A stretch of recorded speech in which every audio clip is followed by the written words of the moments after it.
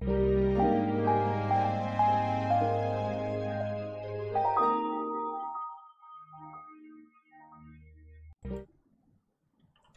People, good morning, good afternoon, good evening to all of you. कैसे सब लोग? Hope so आप सब लोग बहुत बढ़िया रहेंगे। मैं बता दूं, मैं भी बहुत अच्छा हूं।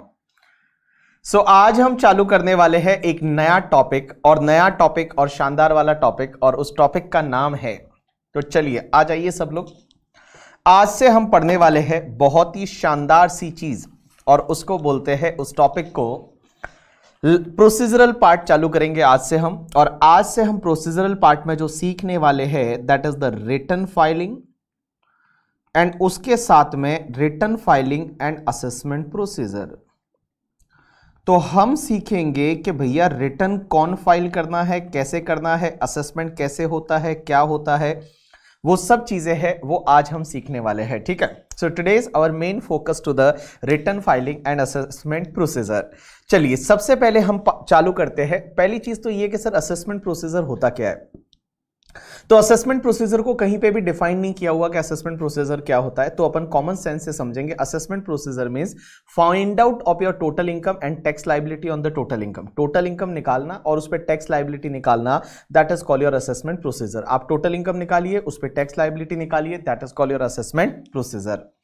तो चलिए हम क्या करते हैं, इस टॉपिक को दो पार्ट में डिवाइड कर लेते हैं। सबसे पहले एसएससी क्या करेगा, और दूसरे पार्ट में हम सीखेंगे डिपार्टमेंट क्या करेगा। तो आज हम चालू करेंगे सबसे पहला पार्ट, दैट इज एसएससी क्या करेगा। तो एसएससी ऑब्वियसली अपना रिटर्न फाइल करेगा। रिटर्न फाइल करने के बाद जो भी उस पर टैक्स आता है वो टैक्स को पे करेगा, उस रिटर्न को ऑथेंटिकेट करेगा, ये सब एसएससी करेगा। उसके बाद डिपार्टमेंट अपना काम है वो चालू करेगा। तो आज हम सबसे पहले पढ़ेंगे एसएससी क्या करेगा। तो चलिए एसएससी क्या करेगा, उसमें सबसे पहला जो पार्ट है that is the section 139 subsection 1। आप बोर्ड पे देखेंगे, और 139 सबसेक्शन 1 को हम बोलेंगे नॉर्मल रिटर्न। सबसे पहली क्वेश्चन ये आती है, सबसे पहली चीज ये आती है कि सर एक बात बताइए, रिटर्न फाइल किसको करना पड़ेगा। मींस ऐसा कौन सा पर्सन है जो रिटर्न फाइल करेगा, कौन रिटर्न फाइल करेगा, किसको रिटर्न फाइल करना मैंडेटरी है। जैसे आप देखते होंगे आप में से बहुत सारे लोग रिटर्न फाइल नहीं करते हैं, लेकिन आपके पेरेंट्स हैं नॉर्मली वो रिटर्न फाइल करते होंगे, या जैसे मैं मेरी बात करूं तो मैं रिटर्न फाइल करता हूं। तो क्वेश्चन ये आता है रिटर्न किसको फाइल करना पड़ता है।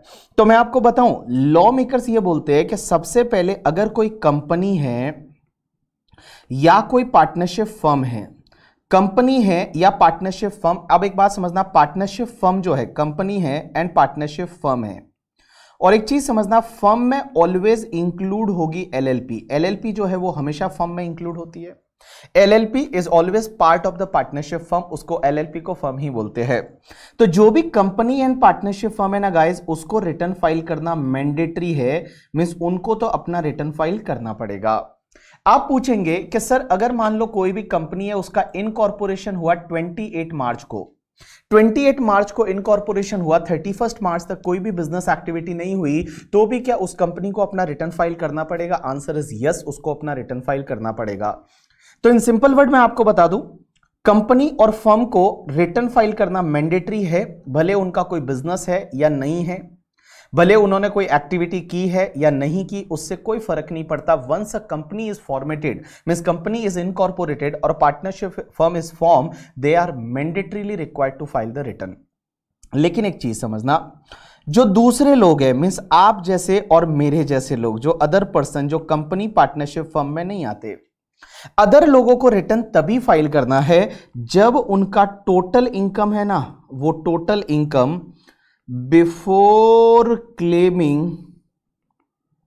deduction under chapter 6A and exemption under section 54, 54B, 54D, 54EC, 54F, 54G, 54GA is more than 54GA, after that 54GB is more than basic exemption, तो इनको रिटर्न फाइल करना है। तो समझने की कोशिश करना, मैंने क्या लिखा दूसरा पॉइंट, कि अदर पर्सन के केस में रिटर्न कब फाइल करना है। तो अदर पर्सन के केस में आपको रिटर्न फाइल करना पड़ेगा अगर आपका टोटल इनकम जो है, but total income before claiming deduction under chapter 6 से, एक बात बताइए, total income before claiming deduction under chapter 6 से क्या मैं इसको ग्रॉस टोटल इनकम बोल दूं? Answer is yes, gross total income ही तो बोलते हैं। Total income before claiming deduction under chapter 6 से क्या मैं उसको ग्रॉस टोटल इनकम बोल दूं? Answer is yes. तो gross total income but before claiming exemption under section 54, 54B, 54D, 54EC, F, G, GA, GB, ये एग्जेम्पशन लेने से पहले वाला अगर आपका इनकम बेसिक एग्जेम्पशन से ज्यादा हो जाता है, बेसिक एग्जेम्पशन का means 2,50,000, in case of senior citizen it is 3 lakh, and in case of super senior citizen it is 5 lakh. So if your income is more than basic exemption, if your income is more than basic exemption but income before claiming deduction under chapter 6A as well as the before claiming exemption under the 54 series, if that income is more than basic exemption, then yes, assessee is required to file the return. तो आप ये बोलोगे return किसको file करना पड़ता है? Company and partnership firm के लिए मैंडेटरी है, अदर एसएससी को तभी फाइल करना है if gross total income is before claiming exemption of 54 series is more than basic exemption, आपको रिटर्न फाइल करना पड़ेगा। कुछ एग्जांपल लेते हैं, इधर देखिए। जैसे मान लो एक बंदा है जिसका नाम है मिस्टर हरी, और मिस्टर हरी जो है उसकी एज है 29 ईयर्स। तो मिस्टर हरी की एज 29 ईयर्स है, मान लो उसका पीजीबीपी का इनकम है वो 3 लाख है, और ये 3 लाख ही उसका हो गया, gross total income is 3 lakh. अब एक चीज समझना, इसने क्या किया, डिडक्शन क्लेम किया एटीसी का, और एटीसी का डिडक्शन है 1 लाख का, तो इसका नेट टैक्सेबल इनकम जो है वो आ गया 2 लाख। नेट टैक्सेबल इनकम है वो आ गया 2 लाख। अब एक चीज समझना, यहां नेट टैक्सेबल इनकम है वो आपका 2 लाख आ गया। एक बात बताइए, क्या यहां एसएससी को टैक्स भरना पड़ेगा? Answer is no, there is no need to pay the tax. यहां टैक्स नहीं आएगा क्योंकि आपका जो नेट टैक्सेबल इनकम है वो 2.5 लाख से कम है, तो टैक्स तो नहीं आएगा। लेकिन क्या आपको रिटर्न फाइल करना पड़ेगा? यहां पे आपको रिटर्न फाइल करना पड़ेगा। आंसर इज यस, आपको रिटर्न फाइल करना पड़ेगा। यहां पे आपको रिटर्न फाइल है वो रिटर्न फाइल करना पड़ेगा, यहां पे आपको रिटर्न फाइल करना पड़ेगा, बिकॉज आपका जो ये ग्रॉस टोटल इनकम है ना, before claiming this deduction, this is more than basic exemption, this is more than 2,50,000, then obviously आपको अपना रिटर्न फाइल करना पड़ेगा। एक और एग्जांपल लेते हैं। मान लो सेम एसएससी है जिसका नाम है मिस्टर हरी, सेम एसएससी जिसका नाम है मिस्टर हरी। अब एक बात समझिए, उसका पीजीबीपी का इनकम है वो सिर्फ 1 लाख रुपया है और कोई इनकम है ही नहीं, लेकिन उसका लॉन्ग टर्म कैपिटल गेन है, फॉर एन एग्जांपल वो 50 लाख रुपीज था, और ये 50 लाख रुपए जो लॉन्ग टर्म कैपिटल गेन था वो मान लो एग्जेम्प्ट हो गया अंडर सेक्शन 54EC, और 54EC में पूरा 50 लाख है वो एग्जेम्प्ट हो गया। तो यहां पे आपका कोई भी लॉन्ग टर्म कैपिटल गेन नहीं बचा, आपका ग्रॉस टोटल इनकम है वो 1 लाख आ जाएगा, और माइनस आपका जो डिडक्शन है वो डिडक्शन मान लो निल है, तो नेट टैक्सेबल इनकम भी कितना आ जाएगा? 1 लाख। मुझे एक बात बताइए, इस पर्टिकुलर एग्जाम्पल में क्या आपको अपना कोई टैक्स भरने की जरूरत है? क्या आपके लिए कोई टैक्स आएगा? Answer is no, there is no tax. But क्या आपको रिटर्न फाइल करना पड़ेगा? आंसर इज यस, आपको रिटर्न फाइल करना पड़ेगा, बिकॉज आपका जो टोटल इनकम है बिफोर क्लेमिंग दिस 54 का एग्जेम्पशन, तो 54 का एग्जेम्पशन लेने से पहले आपका टोटल इनकम 51 लाख है, that is more than 2,50,000, then obviously आपको जो रिटर्न है वो रिटर्न फाइल करना पड़ेगा। यू गॉट माई पॉइंट और नॉट? यस। अब आप मुझे ये पूछेंगे ऐसा क्यों हो रहा है, क्यों गवर्नमेंट है वो आपसे रिटर्न मंगा रही है? देखिए, गवर्नमेंट आपसे रिटर्न मंगा रही है क्योंकि वो चेक करना चाहती है कि आपने ये डिडक्शन जो लिए है अंडर चैप्टर 6 से, या फिर आपने जो एग्जेम्पशन ली है वो सही है या नहीं। पहले क्या होता था, लोग डिडक्शन के नाम पे कुछ भी ले लेते थे, एग्जेम्पशन नहीं लेते थे तो भी बोलते थे एग्जेम्पशन ले लिया, और रिटर्न फाइल ही नहीं करते थे। तो गवर्नमेंट ने क्या किया, कंप्लायंस करवाने के लिए ये चेक करना चाहती है गवर्नमेंट कि आपने ये एग्जेम्पशन जो क्लेम की है 54 सीरीज की वो सही की है या नहीं, आपने जो डिडक्शन अंडर चैप्टर 6 से लिए है वो सही लिए है या नहीं, वो चेक करना चाहती है। इसके लिए वो आपसे क्या करवा रहे हैं, रिटर्न है वो रिटर्न मंगवा रहे हैं। तो देखिए, मैंने आपको क्या बोला कि रिटर्न किसको फाइल करना पड़ेगा, रिटर्न किसको जो है वो फाइल करना पड़ेगा करके, ठीक है। रिटर्न किसको फाइल करना पड़ेगा, तो आप हमेशा ये बोलेंगे कंपनी पार्टनरशिप फर्म के लिए मैंडेटरी है, अदर एसएससी के लिए तभी फाइल करना है जब आपका gross total income but before claiming exemption 54 का series is more than basic exemption, तो उस केस में आपको रिटर्न फाइल करना पड़ेगा। अब एक और चीज समझना आप लोग, एक और फंडा आया, और ये फंडा लाया था प्रणब मुखर्जी ने। Pranab Mukherjee that time our finance minister, उन्होंने एक फंडा डाला था इन 2012। ये बोलते हैं कि अगर कोई रेजिडेंट इंडिविजुअल है, रेजिडेंट इंडिविजुअल है, और यहां रेजिडेंट इंडिविजुअल कौन सा पता है? अदर देन रेजिडेंट इंडिविजुअल है। आप मेरी तरफ ध्यान देना, other than R but NOR को छोड़ के, other than R but NOR. अब आर बट एनओआर को छोड़ दीजिए, बाकी वाला रेजिडेंट इंडिविजुअल तो मैं बोल दूं आर एंड ओ आर है। अगर कोई रेजिडेंट एंड ऑर्डिनरीली रेजिडेंट है, अगर कोई इंडिविजुअल है जो कि रेजिडेंट एंड ऑर्डिनरीली रेजिडेंट है, means R and O R है। अब एक चीज समझना, ये जो आर एंड ओ आर है, रेजिडेंट एंड ऑर्डिनरीली रेजिडेंट है, कौन? इंडिविजुअल। लॉ मेकर्स बोलते हैं कि अगर ये रेजिडेंट इंडिविजुअल जो है आर एंड ओ आर, ये अगर बेनिफिशियल ओनर है, किस चीज का पता है? Of any asset located outside India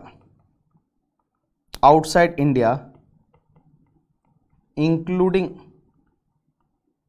financial interest in any entity, या फिर उसके पास इंडिया के बाहर किसी अकाउंट का साइनिंग अथॉरिटी है ऑफ अकाउंट आउटसाइड इंडिया के बाहर किसी अकाउंट का साइनिंग अथॉरिटी है, तो लॉ मेकर्स बोलते हैं उस पर्सन को इंडिया में रिटर्न फाइल करना मैंडेटरी है। भले उसका पहले ये कंडीशन सेटिस्फाइड नहीं होती है, ये एक भी कंडीशन सेटिस्फाइड नहीं होती, तो भी अगर यहां पे वो आर एंड ओ आर है, that is resident individual, resident and ordinarily resident, और वो बेनिफिशियल ओनर है, वो क्या है? बेनिफिशियल ओनर है of any asset located outside India including financial interest in any entity located outside India, और a signing authority of any account located outside India, उसको mandatorily अपना रिटर्न फाइल करना पड़ेगा। He has to file the return, उसको mandatorily अपना return है वो file करना ही पड़ेगा। एक एग्जांपल लेता हूं, जैसे मान लो हम बात करते हैं दीक्षा की इस साल में कोई इनकम नहीं है, बट दीक्षा के पास नेपाल में एक फ्लैट है जिसमें पैसा दीक्षा ने लगाया। बेनिफिशियल ओनर का मतलब जिसने पैसा लगाया, that is the beneficial owner. Even there may be a case when asset is registered in any other person name, but if you have invested the money then you are a beneficial owner. Diksha का नेपाल में एक flat है, तो can I say that Diksha is having the asset outside India? तो दीक्षा की अगर foreign asset है तो दीक्षा को इंडिया में रिटर्न फाइल करना मैंडेटरी है। अगर दीक्षा रेजिडेंट एंड ऑर्डिनरीली रेजिडेंट है और इंडिया के बाहर कोई असेट लोकेटेड है, उसकी बेनिफिशियल ओनर है, तो उसको अपना रिटर्न फाइल करना पड़ेगा। या फिर beneficial owner of any financial interest in any entity. ये financial interest in any entity का मतलब होता है कि जैसे मान लो दुबई में एक पार्टनरशिप फर्म है, उसमें दीक्षा पार्टनर है। दुबई में एक पार्टनरशिप फर्म है, उसमें दीक्षा पार्टनर है, तो मैं बोल सकता हूं दीक्षा का वहां फाइनेंशियल इंटरेस्ट है। या फिर मान लो दीक्षा के पास में कोई माइक्रोसॉफ्ट कंपनी के शेयर है, तो जब आपके पास माइक्रोसॉफ्ट कंपनी के शेयर है जो कि फॉरेन की कंपनी है, तो उसमें आपके पास शेयर होना मींस आपका फाइनेंशियल इंटरेस्ट है, तो उस केस में आपको इंडिया में रिटर्न फाइल करना मैंडेटरी बन जाएगा।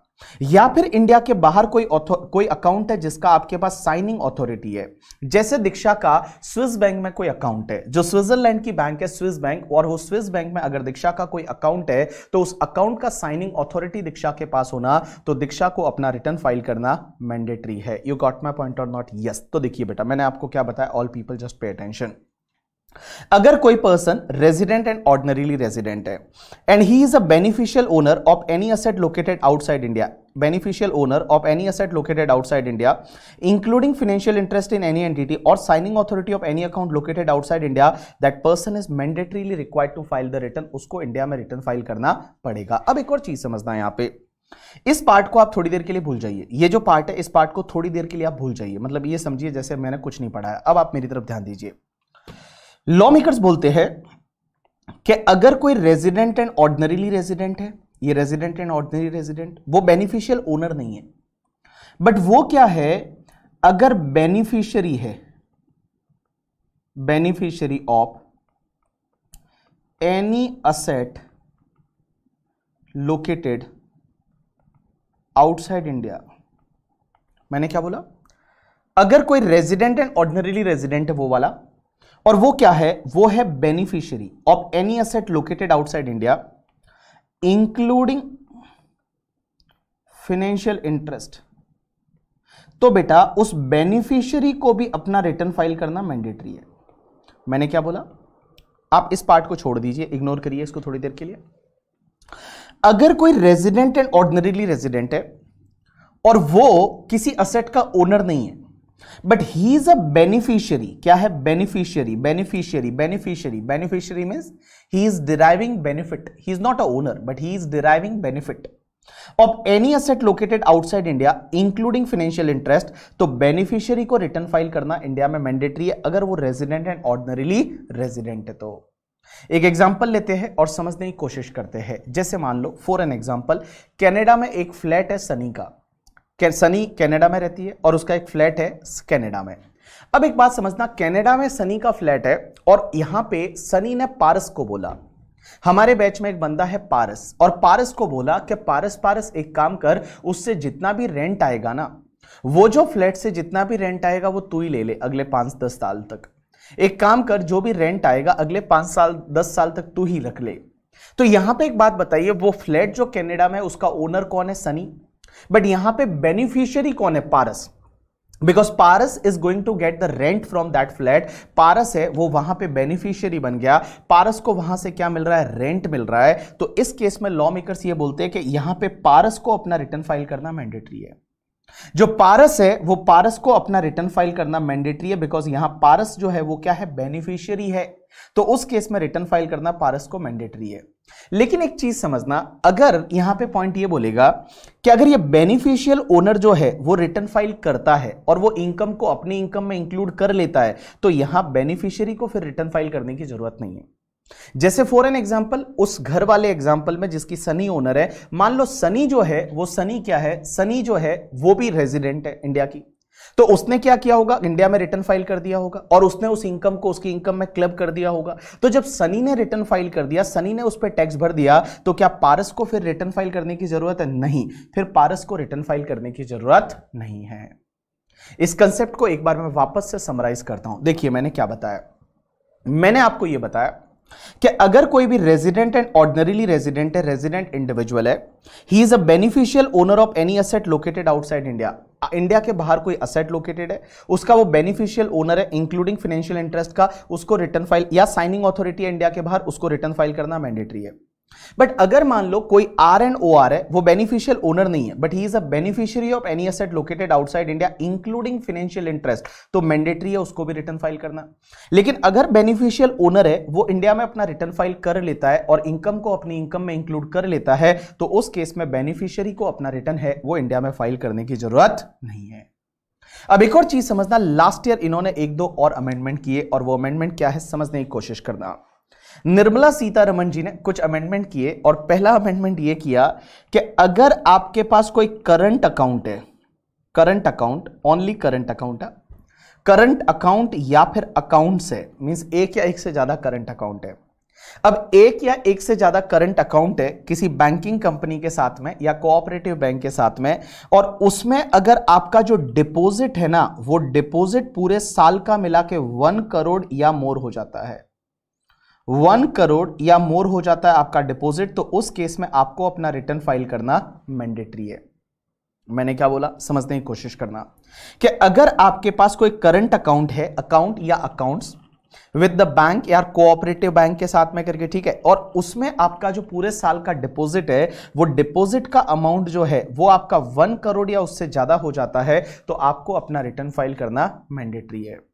अब क्वेश्चन ये आता है, डिपॉजिट का मतलब क्या? डिपॉजिट का मतलब यहां कैश या चेक, राइट आंसर इज कुछ भी नहीं लिखा तो दोनों डिपॉजिट, कैश चेक कुछ भी नहीं लिखा तो दोनों डिपॉजिट। तो मैंने क्या बोला, करंट अकाउंट है आपके पास एक या एक से ज्यादा, और भैया उसमें डिपॉजिट 1 करोड़ या उससे ज्यादा है, आपको मैंडेटरीली रिटर्न फाइल करना है।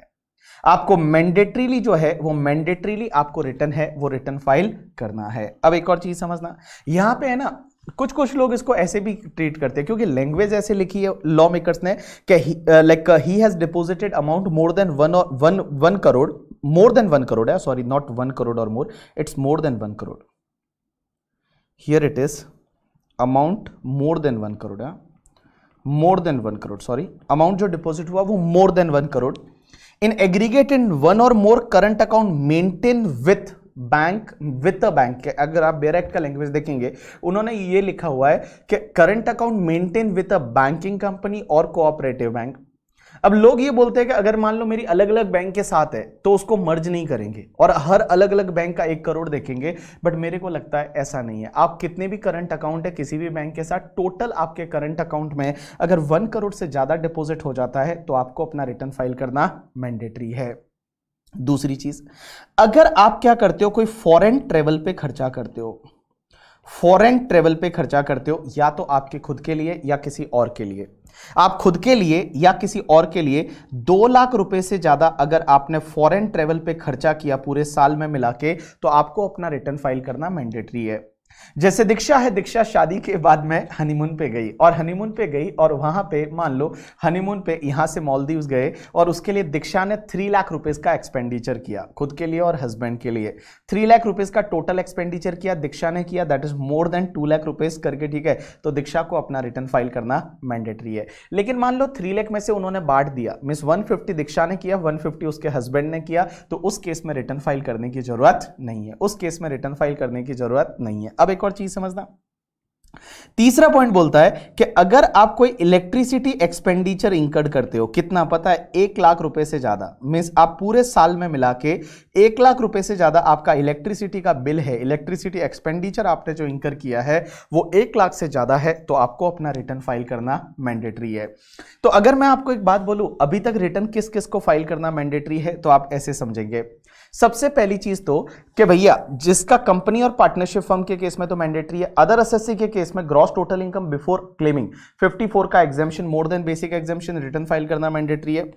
उसके बाद में अगर कोई भी रेजिडेंट एंड ऑर्डिनरीली रेजिडेंट है और वो बेनिफिशियल ओनर है of any asset located outside India including financial interest in any entity और signing authority of any account located outside India, उसको मैंडेटरी है। अगर बेनिफिशियल ओनर नहीं है, beneficiary of any asset located outside India including like financial interest, तो beneficiary को return file करना mandatory है। बट अगर बेनिफिशियल ओनर ने रिटर्न फाइल कर दिया, उसने अपनी इनकम को इनकम में इंक्लूड कर दिया, तो उस केस में बेनिफिशियरी को अपना रिटर्न फाइल करने की जरूरत नहीं है।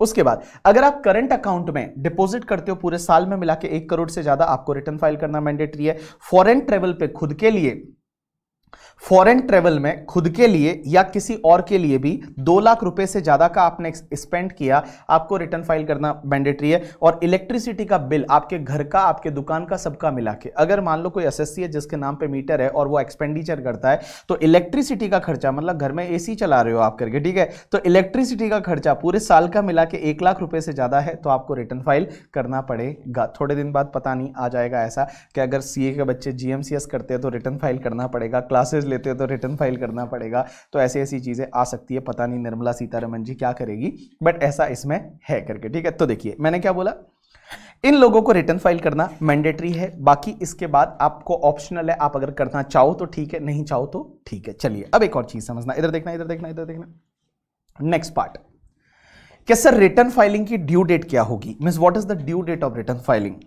तो इधर देखिए सब लोग, मैं आपको बताने जा रहा हूं ड्यू डेट। कि सर ड्यू डेट क्या होती है रिटर्न फाइलिंग की, कब तक रिटर्न फाइल करना पड़ता है।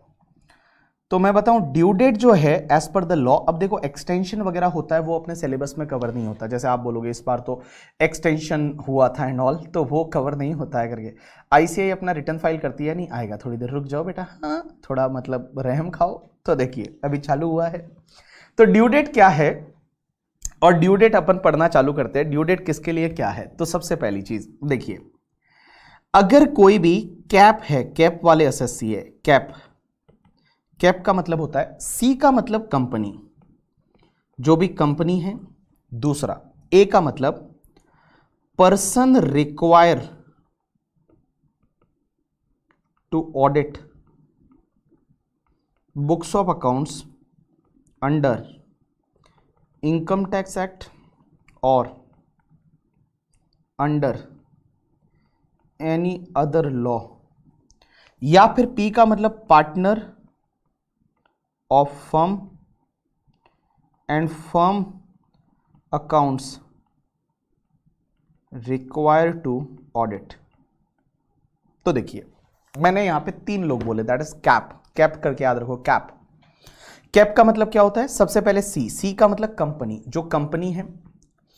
दूसरा person required to audit books of accounts under income tax act और under any other law. Income tax act में ऑडिट कौन सी होती है? Tax audit. Under any other law की बात करोगे तो under any other law audit कौन सी हो सकती है? जैसे कोऑपरेटिव सोसाइटी की ऑडिट, आपको पता है कोऑपरेटिव सोसाइटी की ऑडिट।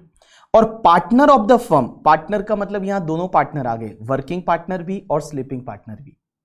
वर्किंग पार्टनर भी और स्लीपिंग पार्टनर भी दोनों आ गए। यहां पे क्या लिखा है? वर्किंग, सिर्फ पार्टनर लिखा है। पहले वर्किंग पार्टनर हुआ करता था 2 साल पहले, वो हटा दिया। वर्किंग पार्टनर, स्लीपिंग पार्टनर दोनों को partner of the firm and firm account are required to be audited. इनके केस में गाइस जो ड्यू डेट होती है ना, वो लॉ मेकर्स बोलते हैं इनके केस में ड्यू डेट रहेगी 31 अक्टूबर of assessment year. Means previous year के बाद जो असेसमेंट ईयर चालू होगा उसमें 31 अक्टूबर तक इनको रिटर्न फाइल करना है।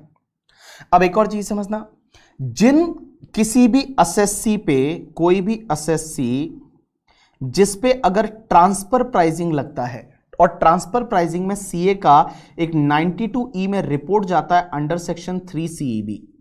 मतलब ऐसा असेसी जिस पे ट्रांसफर प्राइसिंग लगता है और उसमें सीए का एक रिपोर्ट देना पड़ता है 92E सेक्शन में 3 सीईबी फॉर्म में, एंड उसके जितने भी पार्टनर है, ये पार्टनर वर्ड इस साल यू ऐड किया, उस असेसी के जितने भी पार्टनर है, मतलब असेसी पे अगर ट्रांसफर प्राइसिंग लग रहा है, जैसे फर्म पे ट्रांसफर प्राइसिंग लग रहा है, तो उसके जितने भी पार्टनर है एंड वो असेसी के लिए आपकी जो ड्यू डेट रहेगी that is 30 November of assessment year.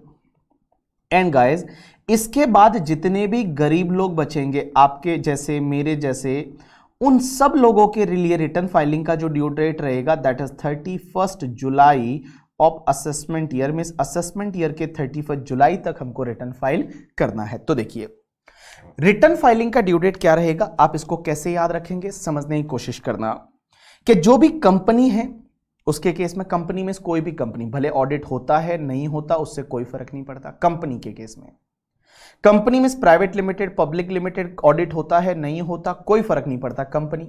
दूसरा, person required to audit books of accounts under income tax act और under any other law.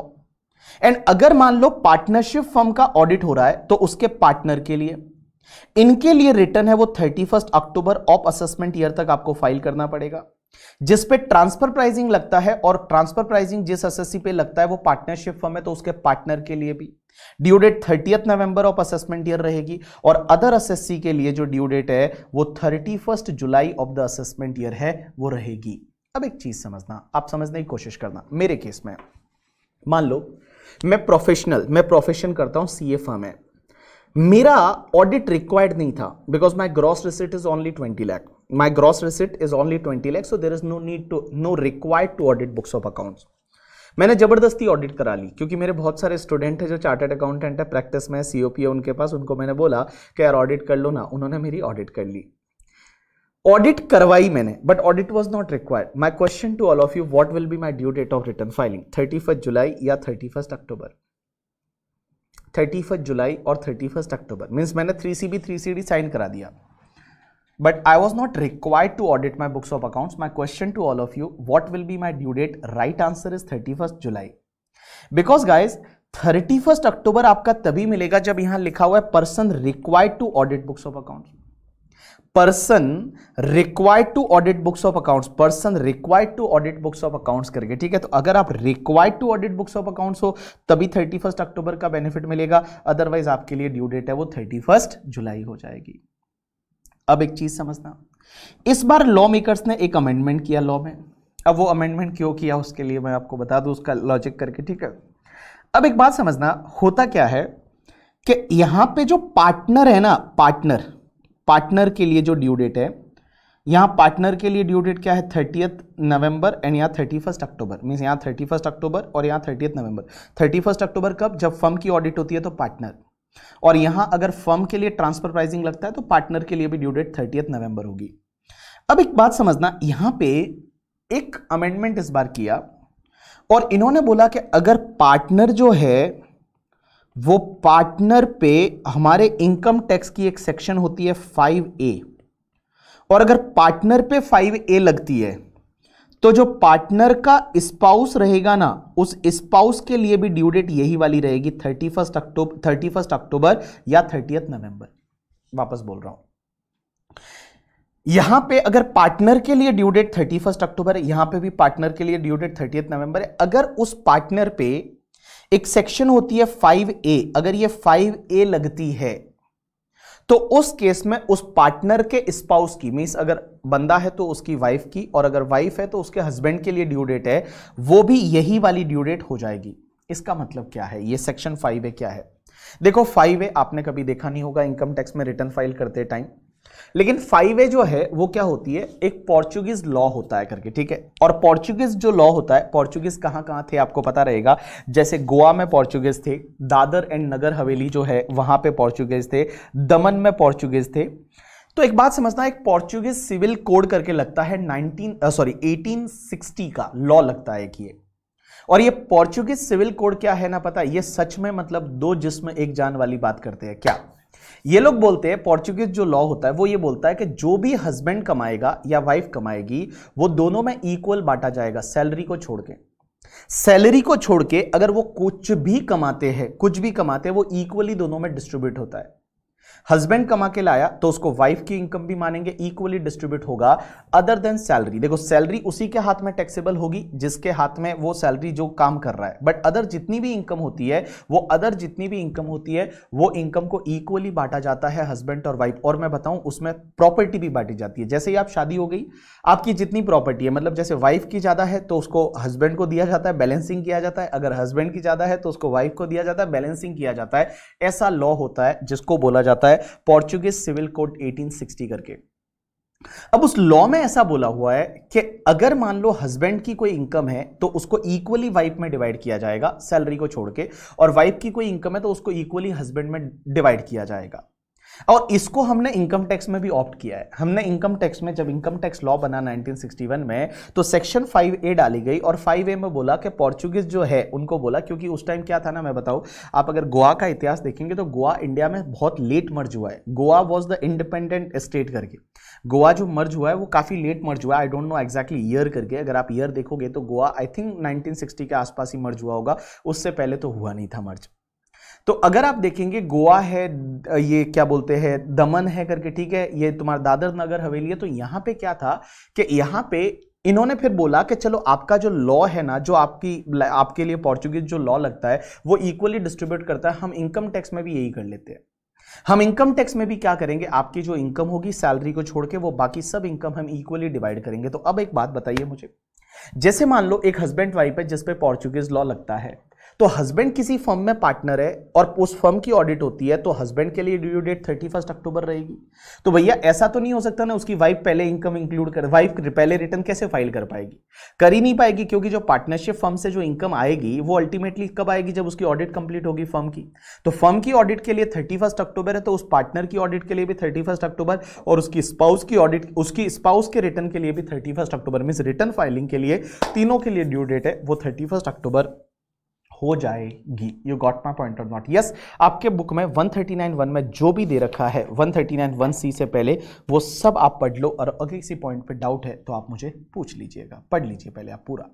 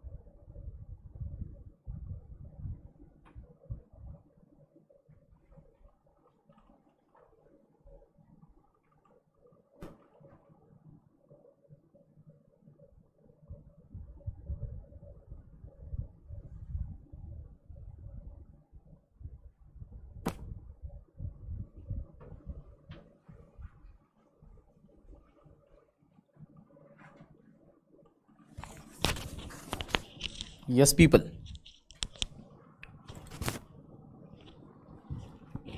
Done.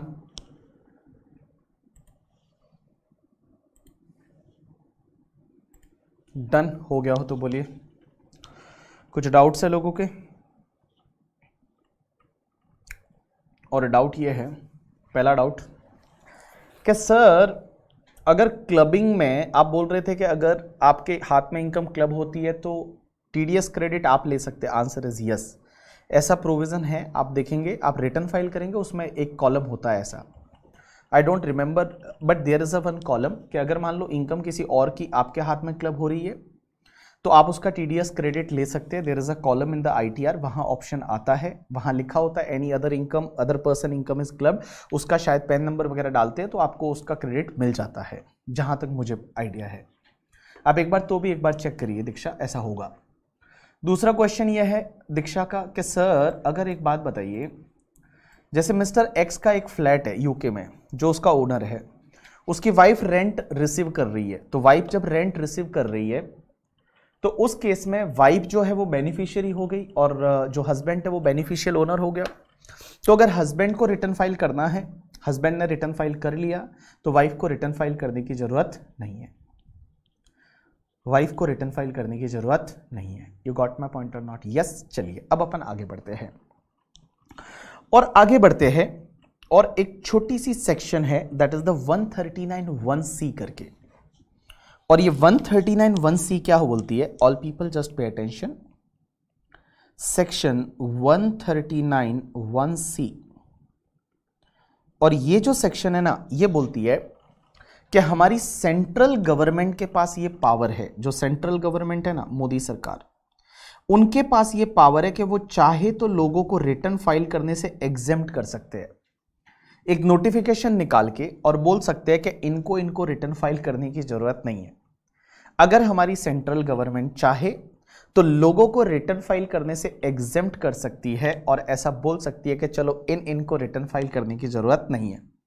तो सर क्या नोटिफिकेशन के थ्रू इन्होंने किसी को एग्जेम्प्ट किया है क्या? Answer is yes. अभी तक उन्होंने 3 लोगों को एग्जेम्प्ट किया है कि इनको इंडिया में रिटर्न फाइल करने की जरूरत नहीं है। किस किस को? सबसे पहली चीज कि अगर मान लो कोई नॉन रेजिडेंट फॉरेन कंपनी है, क्या है? नॉन रेजिडेंट या फॉरेन कंपनी, और ये नॉन रेजिडेंट फॉरेन कंपनी है ना, इन्होंने इन्वेस्ट किया है किसी इन्वेस्टमेंट फंड में, इन्होंने इन्वेस्ट किया है किसी इन्वेस्टमेंट फंड में, ठीक है? इन्वेस्टमेंट फंड अपन ने टॉपिक पढ़ा था, that is alternate investment fund करके। इन्वेस्टमेंट फंड में इन्होंने, नॉन रेजिडेंट फॉरेन कंपनी ने इन्वेस्ट किया इन्वेस्टमेंट फंड में। अब एक बात समझना, ये इन्वेस्टमेंट फंड है ना, ये इन्वेस्टमेंट फंड आईएफएससी में सेटअप है। आईएफएससी का मतलब होता है इंटरनेशनल फाइनेंशियल सर्विस सेंटर। जो इंटरनेशनल फाइनेंशियल सर्विस सेंटर है, आईएफएससी है, वो आईएफएससी में लोकेटेड है। ये जो फंड है ये आईएफएससी में लोकेटेड है, इंटरनेशनल फाइनेंशियल सर्विस सेंटर में लोकेटेड है करके, ठीक है? और एक चीज समझना, यहां पे इनको जो इन्वेस्टमेंट फंड ने क्या किया, जो इनकम आती थी उस इनकम को नॉन रेजिडेंट फॉरेन कंपनी को बांट दिया, और नॉन रेजिडेंट फॉरेन कंपनी का इन्होंने ऑलरेडी टीडीएस है वो डिडक्ट कर दिया है, और डिडक्ट करके गवर्नमेंट को जमा करवा दिया है अंडर सेक्शन 194 LBB करके। अगर आपको याद रहेगा तो एक सेक्शन थी 194 LBB। LBA कहां था? बिजनेस ट्रस्ट में, इन्वेस्टमेंट फंड में LBB था, सिक्योरिटाइजेशन ट्रस्ट में LBC था। तो अगर LBB में ऑलरेडी उन्होंने टीडीएस काट के और गवर्नमेंट को जमा करवा दिया है, किसने? यहां पे इन्वेस्टमेंट फंड ने, और नॉन रेजिडेंट फॉरेन कंपनी को सिर्फ यही इनकम है, इसके अलावा कोई भी इनकम नहीं है, तो नॉन रेजिडेंट फॉरेन कंपनी को इंडिया में रिटर्न फाइल करने की जरूरत नहीं है। There is no need to file the return in India. वापस से बोल रहा हूं, अगर कोई नॉन रेजिडेंट फॉरेन कंपनी है, और नॉन रेजिडेंट फॉरेन कंपनी जो है उन्होंने क्या किया? इन्वेस्टमेंट फंड में इन्वेस्ट किया। और इन्वेस्टमेंट फंड कौन से होते हैं? ऑल्टरनेट इन्वेस्टमेंट फंड, जो कैटेगरी 1 या कैटेगरी 2 वाले। और उनसे जो इनकम मिला, इस इनकम पे इन्वेस्टमेंट फंड ने ऑलरेडी टीडीएस काट लिया है अंडर सेक्शन 194 LBB, और वो टीडीएस काट के गवर्नमेंट को जमा करवा दिया, और इस इन्वेस्टमेंट फंड को छोड़ के और इनके पास और कोई इनकम नहीं है करके, ठीक है? तो इस केस में इस नॉन रेजिडेंट फॉरेन कंपनी को इंडिया में कोई रिटर्न फाइल करने की जरूरत नहीं है। बट यहां पे कंडीशन ये रहेगी, अगर इनको कोई नोटिस मिला, इनको अगर डायरेक्टली नोटिस मिल गया, जैसे बहुत बार क्या होता है एक 142(1) का नोटिस मिल जाता है या 148 का नोटिस मिल गया, तो ये नोटिस मिल गया तो रिटर्न फाइल करना पड़ेगा, यानी आंसर इज यस, तो रिटर्न फाइल करना पड़ेगा, तो इनको जो है वो अपना रिटर्न फाइल करना पड़ेगा। यू गॉट माय पॉइंट और नॉट? यस। अब एक और चीज समझना, यहां पे 2 अमेंडमेंट्स और है, और ये अमेंडमेंट क्या है समझने की कोशिश करते हैं करके, ठीक है। चलिए इधर देखिए, यहां पे आपके 2 अमेंडमेंट और है, और ये अमेंडमेंट क्या है वो अपन समझने की कोशिश करते हैं। इधर आ जाइए सब लोग।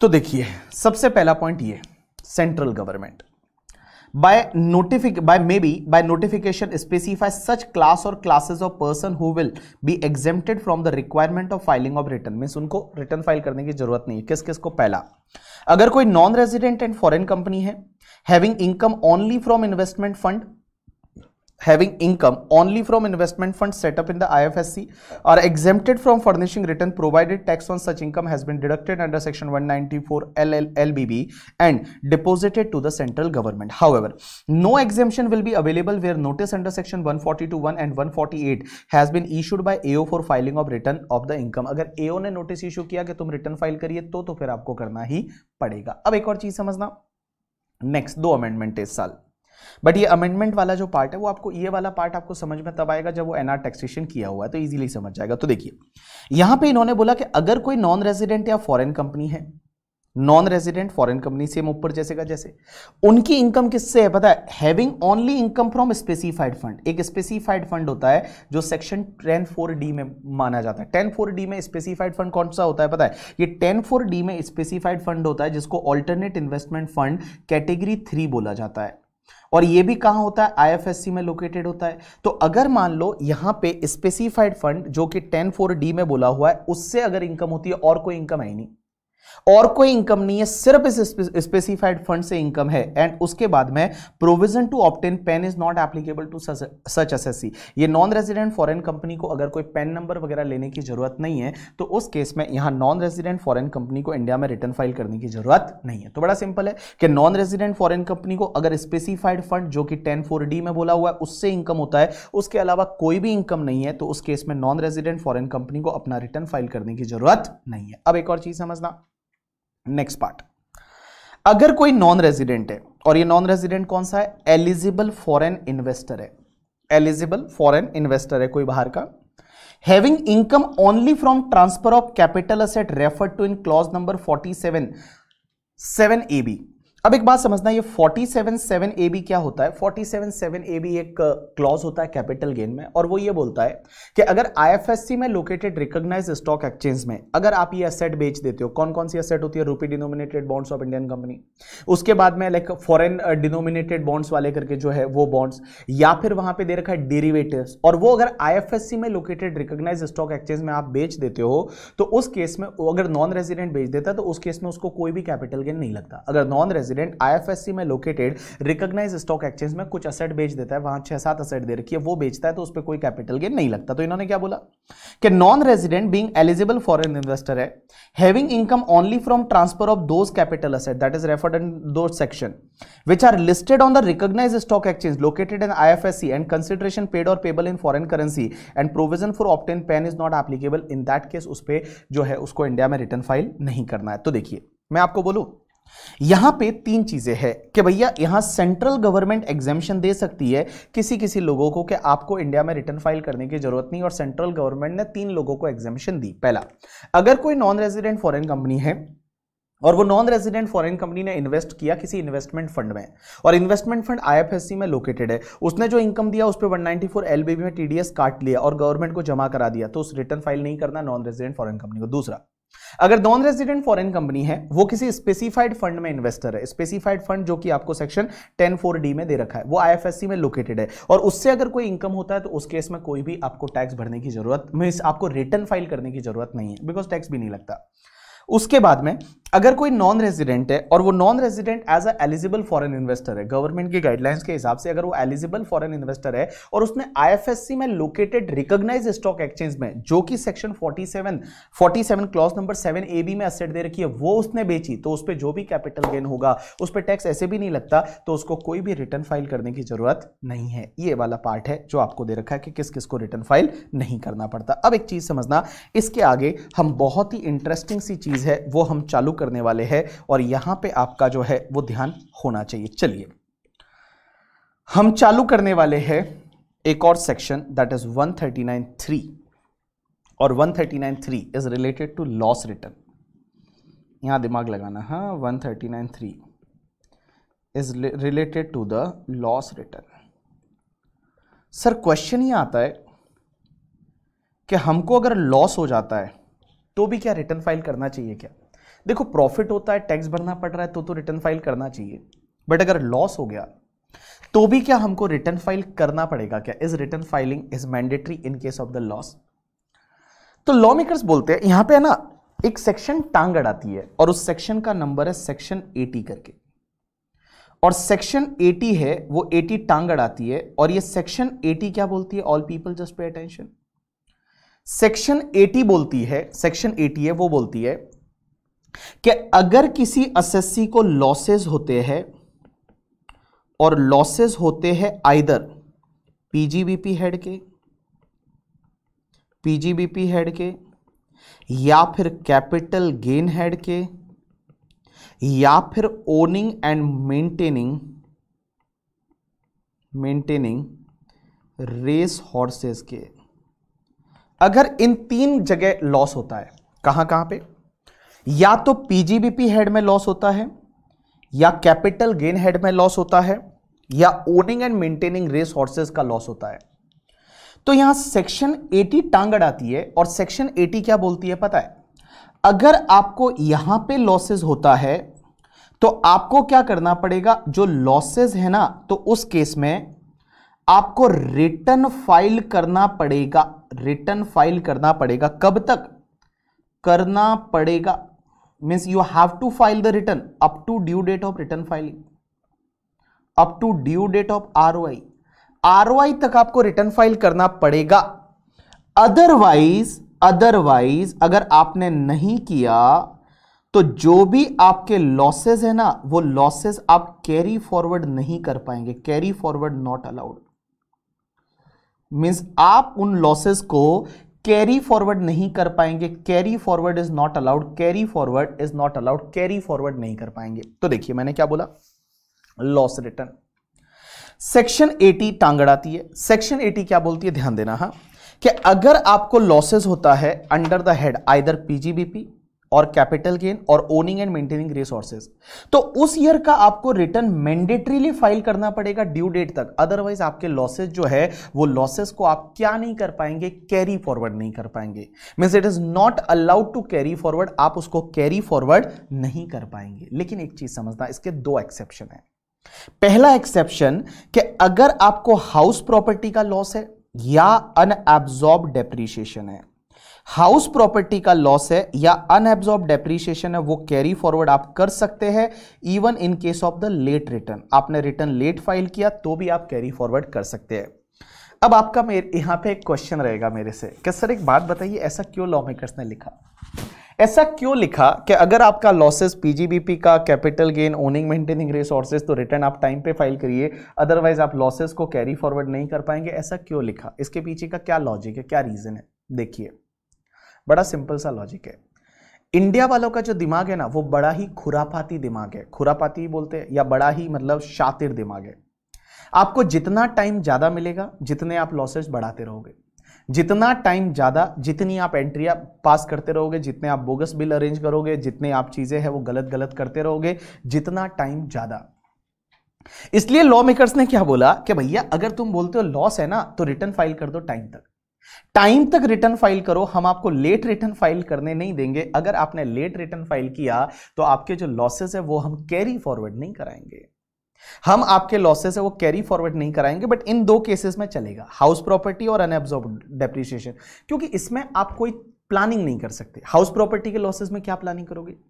हाउस प्रॉपर्टी का लॉस किस वजह से आ सकता है पता है? Only and only due to the interest, और कोई रीजन ही नहीं है हाउस प्रॉपर्टी का लॉस आने का। और दूसरा, अनएब्सॉर्ब डेप्रीशिएशन में आप क्या करोगे? वो तो असेट खरीदी होगी, उस पर डेप्रीशिएशन मिलेगा, उसमें आप क्या गड़बड़ करोगे? तो इन दो चीजों में गड़बड़ नहीं हो सकती, इसके लिए इसके कैरी फॉरवर्ड कर सकते हो, भले आपने लेट रिटर्न फाइल किया, बट गाइज ये जो 3 लॉसेज है ये आप कैरी फॉरवर्ड करना है तो आपको रिटर्न टाइम पे फाइल करना पड़ेगा, अदरवाइज आप इसको कैरी फॉरवर्ड नहीं कर सकते। चलिए एक एग्जाम्पल लेते हैं। All people just pay attention, एक एग्जाम्पल लेते हैं। जैसे हुआ क्या, all people just pay attention, एक एग्जाम्पल लेते हैं। मिस्टर बीबी, एक बंदा है जिसका नाम है मिस्टर बीबी। हुआ क्या, प्रीवियस ईयर 21-22, असेसमेंट ईयर 22-23। अब एक बात समझना, मेरा इस साल का पीजीबीपी का लॉस है 5 लाख का और लॉन्ग टर्म कैपिटल गेन है 2 लाख का, ठीक है। प्रीवियस ईयर 21-22, असेसमेंट ईयर 22-23, मेरा पीजीबीपी का लॉस है 5 लाख का, लॉन्ग टर्म कैपिटल गेन है 2 लाख का। इस साल की जो मेरी ड्यू डेट है, due date is 31 October 2022। 31 October 2022 is my due date of return filing. अब एक बात समझना, मैंने जो एक्चुअल फाइल किया, actual date of filing of return, मैंने जो रिटर्न फाइल किया 10 दिसंबर 2022 को, कैन आई से दैट मैंने लेट रिटर्न फाइल किया? मैंने लेट रिटर्न फाइल किया, answer is yes, late return file किया। मैं जब लेट रिटर्न फाइल कर रहा हूं, पीजीबीपी का लॉस है। My question to all of you, sir loss जो 5 लाख का है इसको मैं कैरी फॉरवर्ड नहीं कर सकता क्योंकि मैं लेट रिटर्न फाइल कर रहा हूं, क्या मैं इसको सेट ऑफ कर सकता हूं या नहीं? क्या मैं सेट ऑफ कर सकता हूं या नहीं? मिस जो मेरा एलटीसीजी का गेन है, क्या मैं ऐसा कर सकता हूं? देखो दो पॉसिबिलिटी हो सकती है। अगर तुम बोलते हो सेट ऑफ भी नहीं कर सकते तो 5 लाख इग्नोर करो, इस 2 लाख पे आपको टैक्स भरना पड़ेगा रिटर्न में। दूसरी चीज, आप बोलोगे सर कैरी फॉरवर्ड नहीं कर सकते बट आप सेट ऑफ तो कर ही सकते हैं, तो आप एक काम करिए, इस 2 लाख से 2 लाख के लॉसेस को आप सेट ऑफ कर दीजिए और 3 लाख का जो लॉस है वो कैरी फॉरवर्ड नहीं कर सकते। So my question to all of you, can I set off और नॉट? क्या मैं सेट ऑफ कर सकता हूं या नहीं? क्या मैं सेट ऑफ कर सकता हूं या नहीं? Is set of is allowed और नॉट? क्या मैं सेट ऑफ कर सकता हूं या नहीं? आपको क्या लगता है, सेट ऑफ कर सकता हूं या नहीं?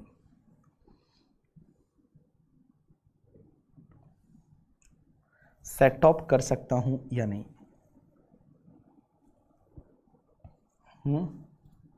Right answer is yes, I can set of.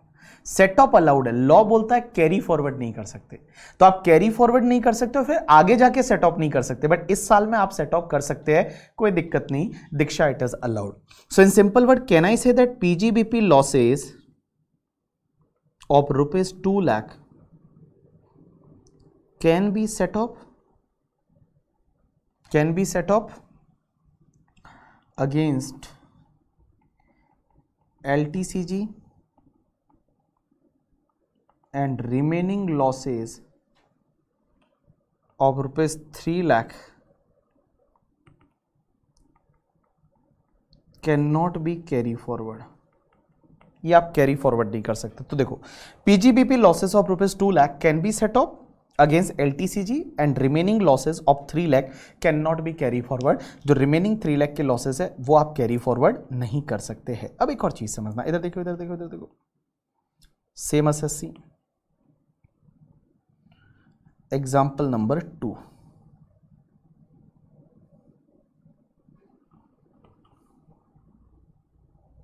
हुआ क्या, एक बंदा है mister BB, previous year 21-22, assessment year 22-23, due date ये है। अब एक बात समझना, यहां पीजीबीपी का लॉस है 5 लाख और यहां पे आपका LTCG long term capital loss है वो भी 2 लाख, यहां पे हाउस प्रॉपर्टी का लॉस है 1 लाख और यहां पे अनअब्सॉर्ब डेप्रीशिएशन है वो मान लो 2 लाख है।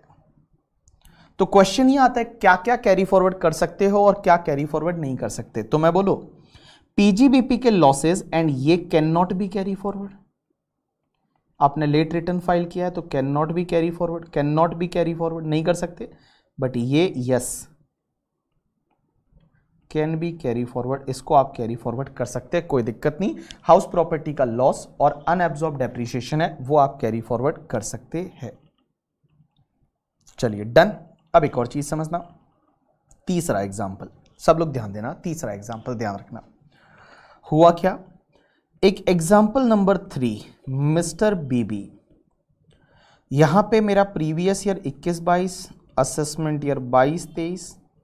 हुआ क्या, मेरी जो ड्यू डेट है वो है 31 अक्टूबर 2022।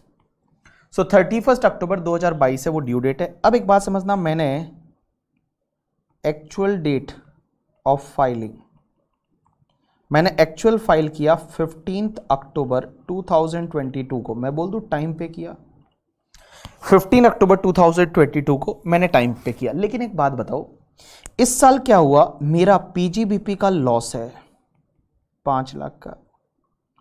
मुझे एक बात बताइए, क्या मैं कैरी फॉरवर्ड कर सकता हूं या नहीं? पीजीबीपी का लॉस 5 लाख, क्या मैं कैरी फॉरवर्ड कर सकता हूं या नहीं? पीजीबीपी का लॉस है 5 लाख, क्या मैं कैरी फॉरवर्ड कर सकता हूं या नहीं? बताइए मुझे, क्या मैं कैरी फॉरवर्ड कर सकता हूं या नहीं?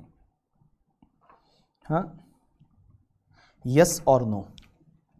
Right answer, can be carry forward, कोई प्रॉब्लम नहीं। आपने रिटर्न टाइम पे फाइल किया है 15 अक्टूबर को, तो 15 अक्टूबर को रिटर्न फाइल किया, ड्यू डेट 31 अक्टूबर है, आप कैरी फॉरवर्ड कर ही सकते हैं, कोई दिक्कत नहीं। अब एक बात समझना, ओंकार अगले साल क्या हुआ, next year, next year, next year same SSC, previous year 22-23, assessment year 23-24,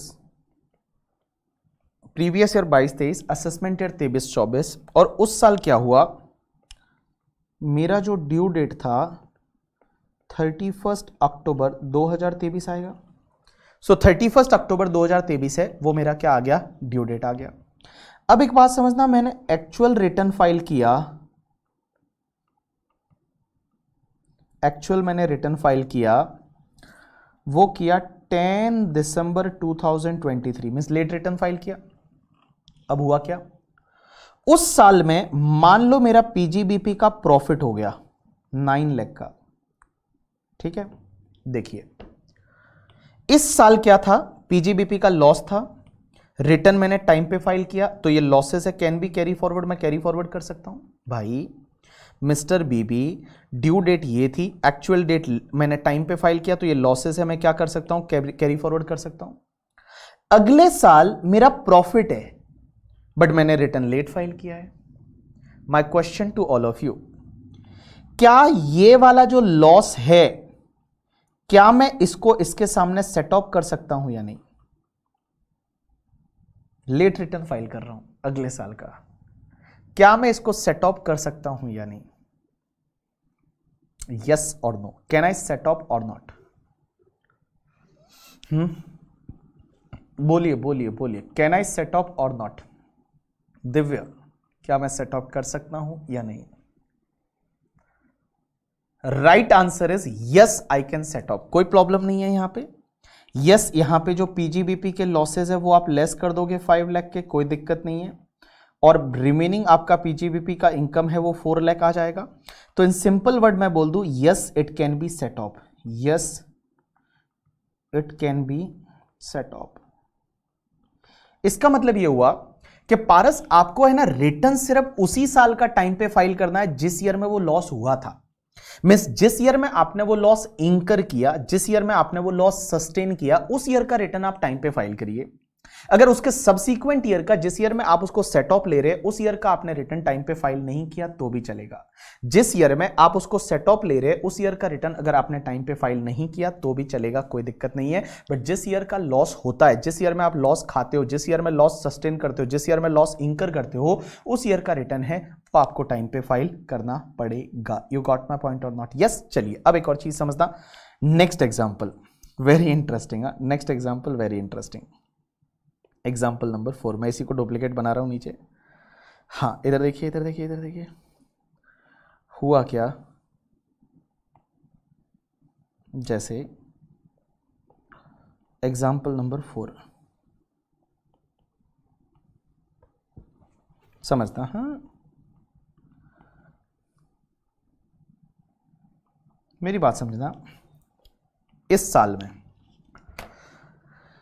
में 21-22 ड्यू डेट ये थी, टाइम पे फाइल किया, 5 लाख का लॉस था, कैरी फॉरवर्ड कर गए। 5 लाख का लॉस था, कैरी फॉरवर्ड कर गए। नेक्स्ट ईयर क्या हुआ कि next year previous year 22-23, assessment year 23-24, due date ये है, एक्चुअल डेट आपका लेट है, 9 लाख का मान लो लॉस है, 9 लाख का मान लो लॉस है, और लेट रिटर्न फाइल किया अगले साल का।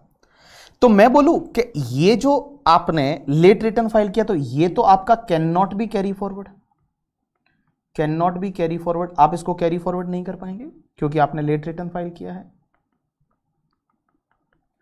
मेरा क्वेश्चन आपसे यह है कि क्या ये लॉस आगे और कैरी फॉरवर्ड कर सकते हैं या नहीं। मींस देखिए, इस साल का रिटर्न आपने टाइम पे फाइल किया था, लॉस था, कैरी फॉरवर्ड कर गए। अगले साल रिटर्न टाइम पे फाइल नहीं किया, अगले साल का लॉस है, वो कैरी फॉरवर्ड नहीं कर सकते। मेरा क्वेश्चन ये है कि क्या ये वाला लॉस अब उसके अगले साल ले जा सकते हैं या नहीं। मेरा क्वेश्चन समझ रहे हो मैं क्या बोल रहा हूं दीक्षा? माय क्वेश्चन यू अंडरस्टैंड मैं क्या बोल रहा हूं। ये नहीं कैरी फॉरवर्ड कर सकते, ठीक है। ये जो लॉस है, क्या अब आप इसको और अगले साल ले जा सकते हो या नहीं। इस साल का रिटर्न आपने टाइम पे फाइल किया था, बट अगले साल का रिटर्न आपने टाइम पे फाइल नहीं किया। अब ये लॉस उसके अगले साल जा सकता है या नहीं, मैं ये बोल रहा हूं। समझ रहे हो मेरा कहना क्या है। हाँ, क्या इसको और अगले साल इसको कैरी फॉरवर्ड कर सकते हो या नहीं। ये तो इस साल का रिटर्न तो आपने टाइम पे फाइल किया था ना, बट अगले साल का रिटर्न टाइम पे फाइल नहीं किया। तो इन लॉसेस को, इस लॉसेस को ऑब्वियसली ये आप नहीं ले जा पाओगे आगे। Can not be carry forward लिखा है मैंने, but it can be carry forward next year और नॉट। राइट आंसर इज, दीक्षा क्या प्रॉब्लम है। Yes it can be carry forward, yes it can be carry forward. क्या प्रॉब्लम है इसमें क्या प्रॉब्लम है, क्यों कैरी फॉरवर्ड नहीं कर सकते। हाँ मुझे बताइए क्यों कैरी फॉरवर्ड नहीं कर सकते। It can be carry forward, क्या दिक्कत है इसमें, क्या प्रॉब्लम है इसमें। It can be carry forward, भैया इसको कैरी फॉरवर्ड क्यों नहीं कर सकते। It can be carry forward, क्या प्रॉब्लम है। हाँ, लॉ क्या बोलता है, जिस ईयर में लॉस आप सस्टेन करते हो ना, उस ईयर का रिटर्न टाइम पे फाइल करना है। तो आपका जो लॉस जिस साल में हुआ था, उस साल का रिटर्न तो आपने टाइम पे फाइल किया था ना भाई। इस साल का टाइम पे फाइल नहीं किया तो क्या फर्क पड़ता है, इस साल का लॉस आप कैरी फॉरवर्ड नहीं कर पाओगे, बट आगे का जो कैरी फॉरवर्ड होके आ रहा है उसको तो आप फर्दर आगे कैरी फॉरवर्ड कर सकते हैं ना। उसमें क्या दिक्कत है, उसमें आपको कहां पे दिक्कत आ रही है ऐसा करके, ठीक है। आपको इसमें कहां पे दिक्कत आ रही है कि नहीं कर सकते, कैरी फॉरवर्ड कर सकते हैं, क्या प्रॉब्लम है। हाँ, तो लेट फाइलिंग कौन से ईयर का, जिस ईयर में लॉस हुआ था, जिस ईयर में आपने लॉस इंकर किया, जिस ईयर में आपने लॉस खाया, जिस ईयर में आपका लॉस हुआ, उस ईयर का रिटर्न आप टाइम पे फाइल करना पड़ेगा। अगर भैया आगे वाले सालों का आपने टाइम पे फाइल नहीं किया तो क्या फर्क पड़ता है, कोई दिक्कत नहीं है करके, ठीक है। जिस ईयर में लॉस इंकर करते हो, जिस ईयर में आप लॉस खाते हो, जिस ईयर में लॉस होता है, उस ईयर का रिटर्न आपको है वो टाइम पे फाइल करना पड़ेगा। अब एक और चीज समझना, अगर लॉस का केस था और आपने लेट रिटर्न फाइल किया तो वो लॉसेस को क्या नहीं कर सकते, कैरी फॉरवर्ड नहीं कर सकते। बट अगर कोई जेन्युइन रीजन है, अगर कोई जेन्युइन रीजन क्या हो सकता है लेट फाइल करने का, जैसे एसएससी के घर पे मान लो किसी की डेथ हो गई थी, या एसएससी के घर पे मान लो किसी का कोविड हो गया था करके, ठीक है, या एसएससी के हस्बैंड और वाइफ के बीच में झगड़ा हो गया था और झगड़े की वजह से वो रिटर्न टाइम पे फाइल नहीं कर पाया, that may be a genuine reason करके, ठीक है। तो अगर मान लो आपका अगर कोई झगड़ा हो गया था हस्बैंड वाइफ का, या किसी के घर पे कोई कोविड हो गया था, या किसी की डेथ हो गई थी, that can be a genuine reason. और अगर जेन्युइन रीजन है और लॉसेस का केस है और आपने लेट फाइल किया, तो उसमें अगर आपको कैरी फॉरवर्ड कराना है लॉसेस को, तो आपको रिक्वेस्ट करनी पड़ेगी सीबीडीटी को। अब किसको रिक्वेस्ट करनी पड़ेगी, इसका एक सीबीडीटी का एक सर्क्यूलर है। सीबीडीटी बोलती है कि अगर आपके रिटर्न लॉसेस है ना वो अप टू 10 लाख है, तो आप रिक्वेस्ट करिए किसको, सीआईटी या पीसीआईटी को। सीआईटी पीसीआईटी को आप लेटर लिखिए और बोलिए कि यहां जेन्युइन रीजन है, यहां जेन्युइन रीजन है। आप सीआईटी पीसीआईटी को बोलिए कि यहां पे जेन्युइन रीजन है। और जेन्युइन रीजन है इसके लिए, मैं लॉसेस को जो है वो कैरी फॉरवर्ड करवाना चाहते हैं, तो अगर सीआईटी पीसीआईटी परमिट करेंगे, अगर 10 लाख से ज्यादा लॉसेस है अप टू 50 लाख तक है, तो आप सीसीआईटी पीसीसीआईटी को अप्रूवल लीजिए। सीसीआईटी का मतलब होता है chief commissioner of income tax और principal chief commissioner of income tax, CIT का मतलब होता है कमिश्नर ऑफ इनकम टैक्स और principal commissioner of income tax. और अगर 50 लाख से भी ज्यादा लॉसेज है तो आप एक काम करिए, सीधा सीबीडीटी के नाम पे एक एप्लीकेशन लिखिए और सीबीडीटी को लगता है तो सीबीडीटी आपको अलाउ कर देगी लॉसेस कैरी फॉरवर्ड करना, अगर आपका जेन्युइन केस है तो करके। यू गॉट माई पॉइंट और नॉट? यस। चलिए आप एक काम करिए, 139(3) में जो भी दे रखा है वो आप रीड कर लीजिए।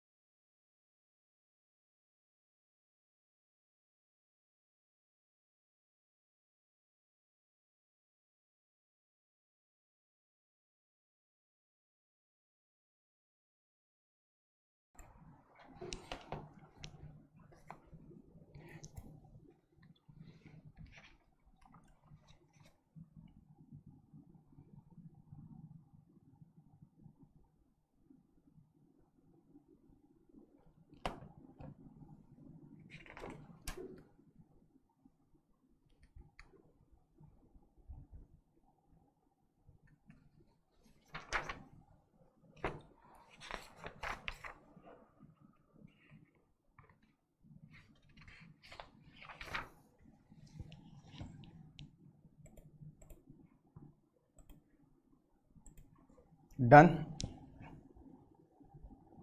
Yes Rishabh, everything will be completed by 31st, सब हो जाएगा आपका। बाकी क्या बचा है? Assessment procedure and trust topic, that's it, बाकी सब हो चुका है। Only assessment procedure and appeals वाला part, assessment procedure, appeals and trust topic, only that 2 things are pending for your syllabus in this part. Remaining obviously आपके जो second part में दे रखा वो तो आपको पढ़ना ही पड़ेगा।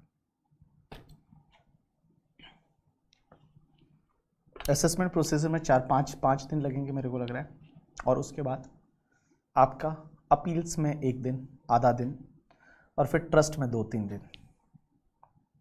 चलिए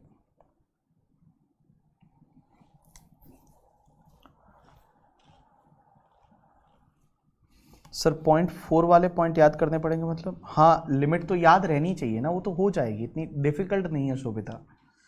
शोभिका सीए फाइनल बेटा, थोड़ा तो मतलब पढ़ना पड़ेगा ना, थोड़ा तो पढ़ना पड़ेगा ना। डोंट वरी, मैं रिवीजन लेक्चर डाल दूंगा तुम्हारे लिए, डालने वाला हूँ थोड़े दिन में, बस चालू कर रहे हैं बस नेक्स्ट संडे से। ये जो संडे आ रहा है इस संडे से हम रिवीजन लेक्चर है वो देना चालू करेंगे। चलिए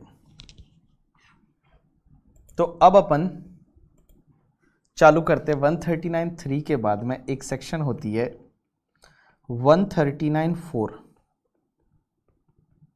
एंड 139(4) जो है वो क्या बोलती है? That is related to the belated return. अब एक बात समझना, ये बिलेटेड रिटर्न क्या होता है? बिलेटेड रिटर्न, लेक्चर क्लास भी लाइव होगी, लेक्चर क्लास भी, मैं समझा नहीं क्या बोल रहे हो, लेक्चर क्लास भी लाइव होगी मतलब? अच्छा वो वाला, हाँ, open mode, revision lecture will be in the open mode on the YouTube, you will get from Sunday, open mode on the YouTube. तो चलिए सेक्शन 139(4) पे आ जाइए, बिलेटेड रिटर्न। और बिलेटेड रिटर्न का मतलब होता है जैसे आप किसी को बिलेटेड हैप्पी बर्थडे बोलते हैं ना, वैसा ही सर बिलेटेड रिटर्न। तो सर अगर कोई एसएससी है वो ड्यू डेट तक रिटर्न फाइल नहीं कर पाया, ड्यू डेट क्या रहती है 31 अक्टूबर, 30 नवंबर, 31 जुलाई, if he could not file the return on the time, अगर वो रिटर्न टाइम पे फाइल नहीं कर पाया तो क्या वो बिलेटेड रिटर्न फाइल कर सकता है? क्या वो लेट रिटर्न फाइल कर सकता है? आंसर इज यस, वो लेट रिटर्न फाइल कर सकता है। लेकिन बिलेटेड रिटर्न फाइल करने का टाइम लिमिट क्या रहता है, तो समझने की कोशिश करना। बिलेटेड रिटर्न फाइल करने का जो टाइम लिमिट रहता है that is first time limit and second time limit, और इसमें है विच एवर इज अर्लियर। इधर ध्यान देना, देयर इज अमेंडमेंट। पहला टाइम लिमिट बोलता है that is the before 3 month, before 3 month prior to end of relevant assessment year. Means जब असेसमेंट ईयर कंप्लीट होगा ना, उससे 3 महीने पहले तक ही आप बिलेटेड रिटर्न फाइल कर सकते हैं, उसके बाद आप नहीं कर सकते। और before completion of assessment which ever is earlier. मैंने यहां क्या लिखा है देखिए, लास्ट ईयर तक क्या हुआ करता था, up to the end of the relevant assessment year, means assessment year के एंड तक आप रिटर्न फाइल कर सकते थे। लेकिन इस बार निर्मला सीतारमण जी ने अमेंडमेंट कर दिया लॉ में, और निर्मला सीतारमण जी बोलती है अब आप बिलेटेड रिटर्न फाइल कर सकते हैं before 3 month prior to the end of the relevant assessment year. Means assessment year जब एंड होगा तो एंड होने से 3 महीने पहले तक ही आप बिलेटेड रिटर्न फाइल कर सकते हैं। असेसमेंट ईयर एंड होगा उससे 3 महीने पहले तक ही आप बिलेटेड रिटर्न फाइल कर सकते हैं। क्या मैं इसको ऐसा बोल दूं, क्या मैं इसको ऐसा बोल दूं that is 31 December of assessment year? भाई बड़ा सिंपल है, मैं इसको ऐसा ही बोलूंगा ना, 31 दिसंबर of assessment year. Assessment year end कब होगा? 31 मार्च को, तो उससे पहले 31 दिसंबर आएगी, 3 महीना पहले तो 31 दिसंबर ऑफ असेसमेंट ईयर। तो अब आपका टाइम लिमिट है 31 दिसंबर ऑफ असेसमेंट ईयर और before completion of assessment which ever is earlier. अब आप बोलेंगे ये बिफोर कंप्लीशन ऑफ असेसमेंट क्या बला है? देखो मेनी टाइम क्या होता है, अगर आप अपना रिटर्न टाइम पे फाइल नहीं करते तो डिपार्टमेंट के पास ये पावर आ जाता है कि डिपार्टमेंट आपका असेसमेंट कर सकता है, वो आपका बैच जजमेंट असेसमेंट कर सकता है। एक असेसमेंट होता है 144 का बैच जजमेंट, वो बैच जजमेंट असेसमेंट कर सकता है। जैसे ड्यू डेट गई, उससे उसके ड्यू डेट गई, आपने रिटर्न फाइल नहीं किया, उसके दूसरे दिन वो चाहे तो बैच जजमेंट असेसमेंट कर सकता है करके। तो यहां पे आप समझने की कोशिश करना, एक एग्जांपल लेता हूं, एग्जांपल से अपन समझने की कोशिश करते हैं। जैसे देखिए प्रीवियस ईयर है वो 21-22 है, ये प्रीवियस ईयर 21-22। अब एक बात बताइए, ये प्रीवियस ईयर 21-22 है, इसके आगे आपका आ गया असेसमेंट ईयर 22-23। अब एक बात समझिए, आपका रिटर्न फाइलिंग का ड्यू डेट है, वो रिटर्न फाइलिंग का ड्यू डेट कब आता है? तो मैं बताऊं, जैसे रिटर्न फाइलिंग का ड्यू डेट 139 वाला यहां पे आता है, 139(1) यहां पे आ गया, और 139(1) यहां पे आता है या तो 31 अक्टूबर आएगा या 31 जुलाई आएगा करके, ठीक है, या 30 नवंबर आएगा, डिपेंड करता है करके, ठीक है। मैं लिख लेता हूं ईयर के साथ 22-22-22, तो डिपेंड करता है एसएससी टू एसएससी। ये आपका 139(1) का ड्यू डेट आया। तो सर अगर मान लो इस ड्यू डेट को हम रिटर्न फाइल करना भूल गए, नहीं कर पाए रिटर्न फाइल, इस ये ड्यू डेट चली गई करके, ठीक है। आजकल तो इनकम टैक्स डिपार्टमेंट भी मैसेज करता है, पता है, it's right time to file the return करके, ठीक है। तो it's right time to file the return, income tax department वाले रोज मैसेज करते हैं, it's right time to file the return, if you have already file then just ignore this. तो ये 139(1) का ड्यू डेट था, ये ड्यू डेट को मान लो एसएससी रिटर्न फाइल नहीं कर पाया, तो कब तक कर सकता है? पहला टाइम लिमिट बोलता है 3 month prior to the end of the relevant assessment year.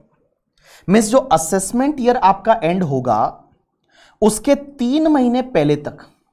तो मैं ऐसा बोल दूं, असेसमेंट ईयर एंड आपका कब होगा? 31 मार्च 2023 को। हाँ भाई, 31 मार्च 2023 को असेसमेंट ईयर एंड होगा।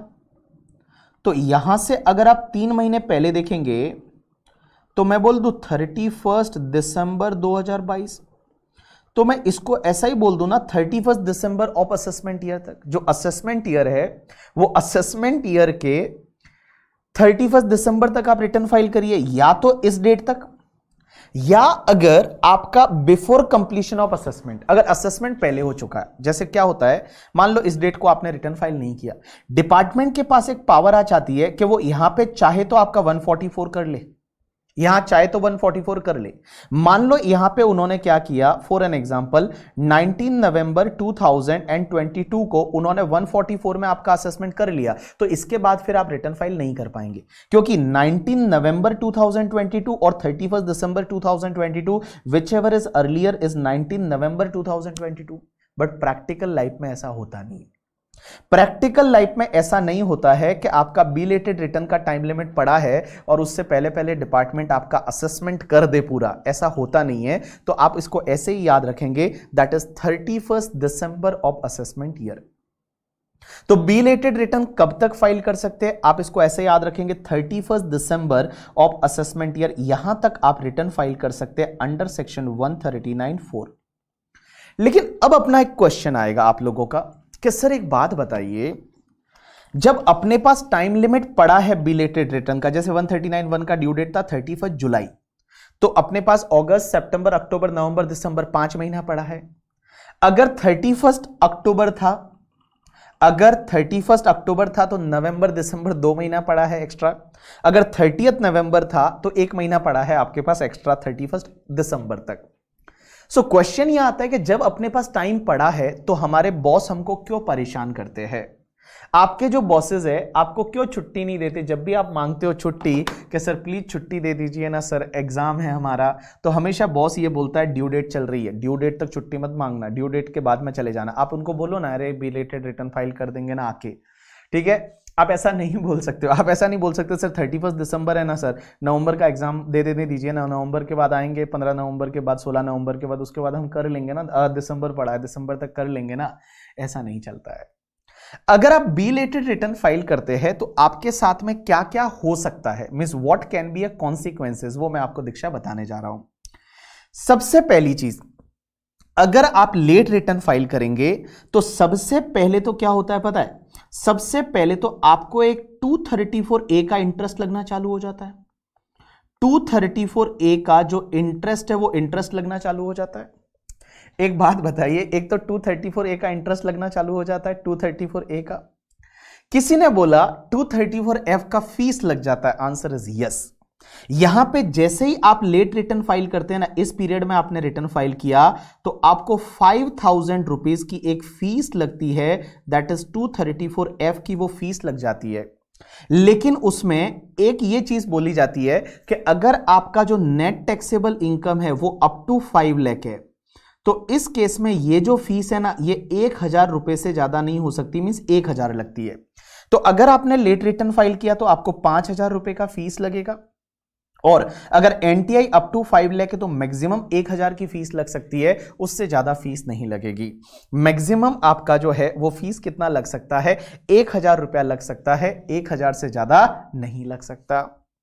अब एक और चीज समझना है, यहां पे all people just pay attention, यहां पे एक और चीज समझना, इधर देखिए, इधर देखिए, इधर देखिए, मेरी तरफ देखिए, मेरी तरफ देखिए। सर आप बोल रहे हैं यहां पे 1000 का फीस लग सकता है, लेकिन पहले तो 1000 और 5000 पहले तो 10,000 हुआ करता था। एक बात बताऊं, पहले यहां पे 10,000 भी था, बट वो 10,000 कब लगता था, जब आप 31 दिसंबर के बाद फाइल करते थे।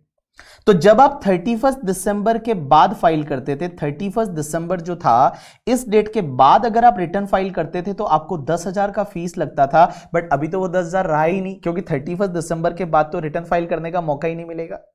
31 दिसंबर के बाद तो आप रिटर्न फाइल कर ही नहीं सकते हैं, आपके पास मौका ही नहीं मिलेगा। 31 दिसंबर के बाद तो आप रिटर्न फाइल कर ही नहीं सकते करके, ठीक है। तो इसके लिए आपको यहां पे फीस कितना लगेगा, 5000 का। तो दो कॉन्सिक्वेंसेस मैंने बताया। तीसरा कॉन्सिक्वेंस, अगर आपके लॉसेस का केस है तो वो लॉसेस को आप क्या नहीं कर सकते, कैरी फॉरवर्ड नॉट अलाउड। आपको जो है वो कैरी फॉरवर्ड अलाउ नहीं होगा, आप लॉसेस को कैरी फॉरवर्ड नहीं कर सकते। अगर आपका लॉस का केस है then that losses can not be carry forward, आप उन लॉसेस को कैरी फॉरवर्ड नहीं कर सकते, कैरी फॉरवर्ड अलाउ नहीं होगा लॉसेस का। ये तीसरा कॉन्सिक्वेंस। चौथा कॉन्सिक्वेंस ये होता है भैया कि एक सेक्शन होती है एटीएसी करके, और ये एटीएसी में डिडक्शन टॉपिक में पढ़ाता हूं। एटीएसी ये बोलती है कि अगर आपका लेट रिटर्न है तो आप जो इनकम बेस्ड डिडक्शन है ना, वो इनकम बेस्ड डिडक्शन आप नहीं ले सकते। इनकम बेस्ड डिडक्शन जो मिलते हैं कौन से, एटीआईए से लेके और एटीआरआरबी के, ये एटीआईए से लेके ATRRB as well as the 10AA का ये जो डिडक्शन होते हैं ना, ये इनकम बेस्ड डिडक्शन आप नहीं ले सकते अगर आपने लेट रिटर्न फाइल किया। ये तुम्हारा एक और कॉन्सिक्वेंस हो गया। उसके बाद एक और चीज समझना, जो आपको रिफंड का इंटरेस्ट मिलता है ना, आपने देखा होगा आपके क्लाइंट के केस में जब रिफंड होगा तो एक 244A का आपको इंटरेस्ट मिलता है। ये इंटरेस्ट कैसे कैलकुलेट होता है समझने की कोशिश करना। अगर आपने रिटर्न है वो टाइम पे फाइल कर दिया, अगर आपने रिटर्न टाइम पे फाइल कर दिया, means if you have filed the return on time, तो ये आपको इंटरेस्ट मिलता है 1 अप्रैल ऑफ असेसमेंट ईयर से। Means 1 April of assessment year जैसे आपका रिफंड बन रहा है, और रिफंड एडवांस टैक्स टीडीएस की वजह से है, एडवांस टैक्स ज्यादा भर दिया था या टीडीएस ज्यादा कट गया था उसकी वजह से रिफंड है। तो अगर आपका रिफंड बन रहा है, और रिफंड के केस में क्या हुआ, अगर आपका रिफंड बन रहा है और आपने टाइम पे रिटर्न फाइल किया, मींस इस डेट तक कर लिया, तो आपको इंटरेस्ट कब से मिलेगा पता है, 1 अप्रैल से मिलेगा। 1 अप्रैल से आपको इंटरेस्ट मिलता है, और वो 1 अप्रैल से 0.5%, हाफ मींस आधा परसेंट पर मंथ और पार्ट ऑफ द मंथ, आपको 1 अप्रैल से ही अपना इंटरेस्ट चालू हो जाता है।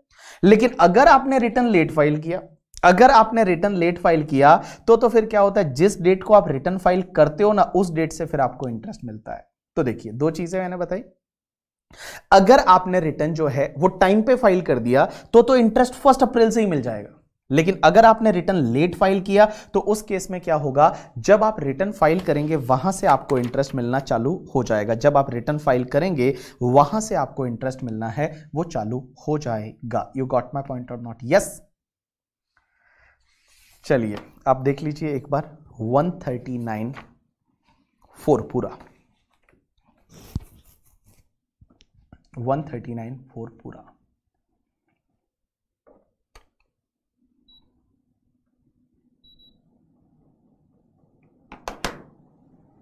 वन 139(4) पूरा देख लीजिए आपकी बुक से।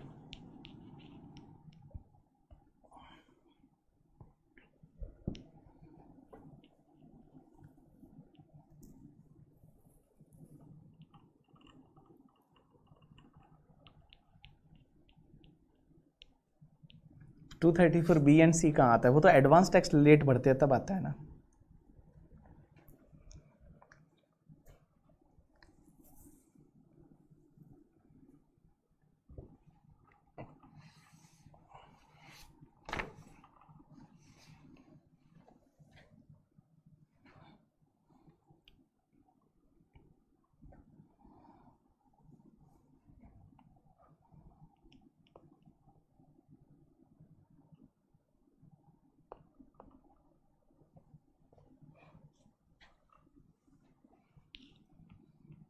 नेक्स्ट सेक्शन 139(5)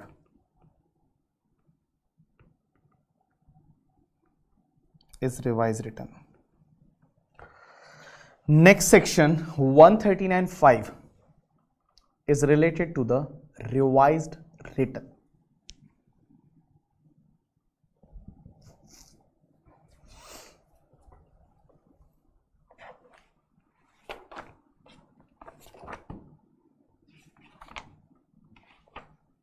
चलिए revise return.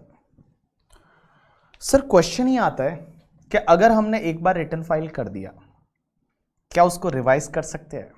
Answer is yes. Law बोलता है कि अगर आपने रिटर्न फाइल किया है पहले या तो 139(1) में या 139(4) में।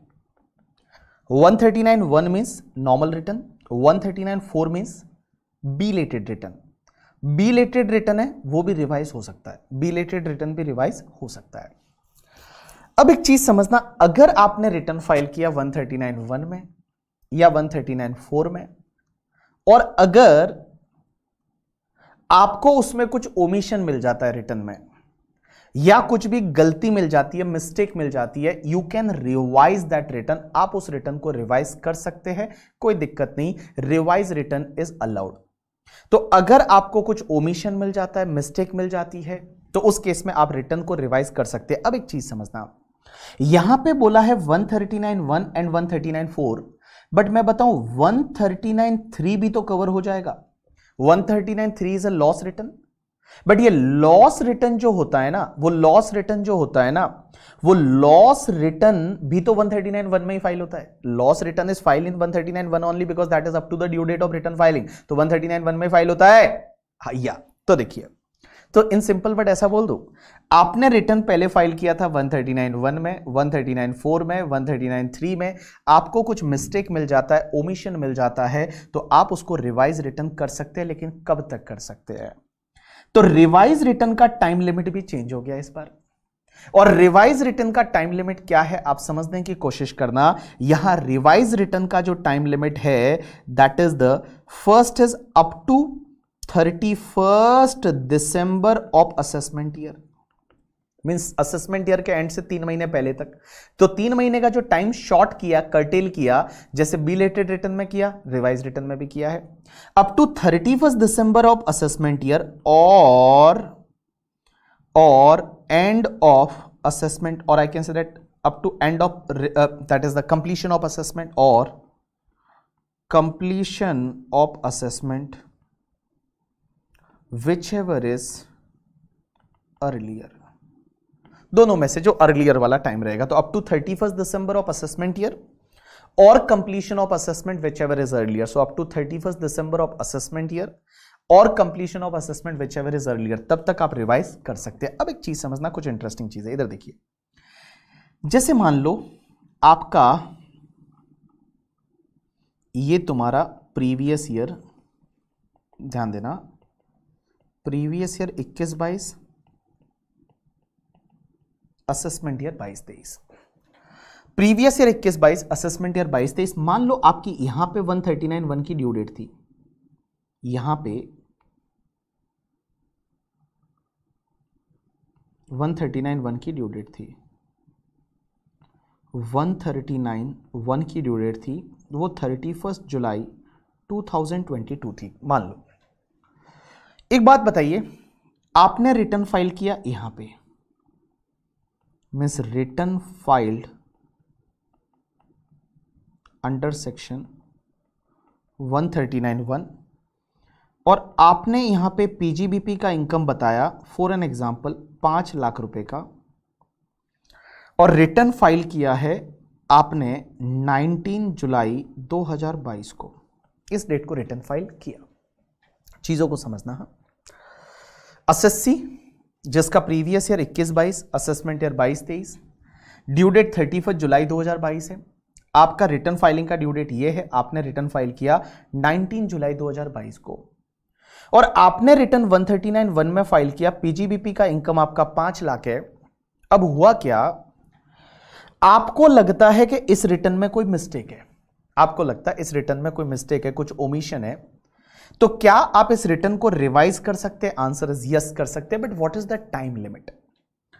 Time limit is here 31 December of assessment year, means यहां पे आपका जो 31 दिसंबर 2022 आएगा, दैट इज मैं बोल दूं 31 दिसंबर ऑफ असेसमेंट ईयर, और बिफोर कंप्लीशन ऑफ असेसमेंट, इससे पहले पहले आप इसको रिवाइज कर सकते हैं। तो इस रिटर्न को आप यहां तक रिवाइज कर सकते हैं, इसके बाद आप रिवाइज नहीं कर सकते। 31 दिसंबर 2022 से पहले पहले आप रिवाइज कर सकते हैं, उसके बाद आप रिवाइज नहीं कर सकते।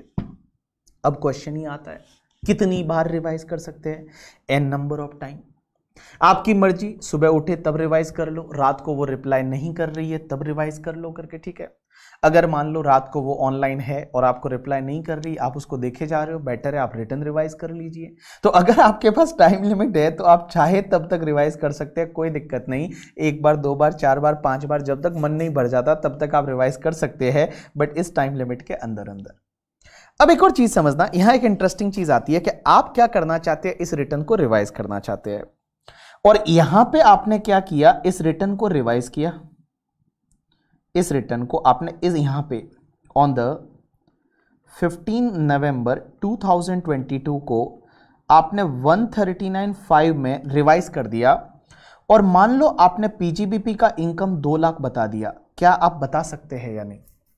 क्या आप 2 लाख बता सकते हैं या नहीं पीजीबीपी का इनकम? Answer is yes. आप इनकम कम भी कर सकते हैं, क्या फर्क पड़ता है रिवाइज रिटर्न में।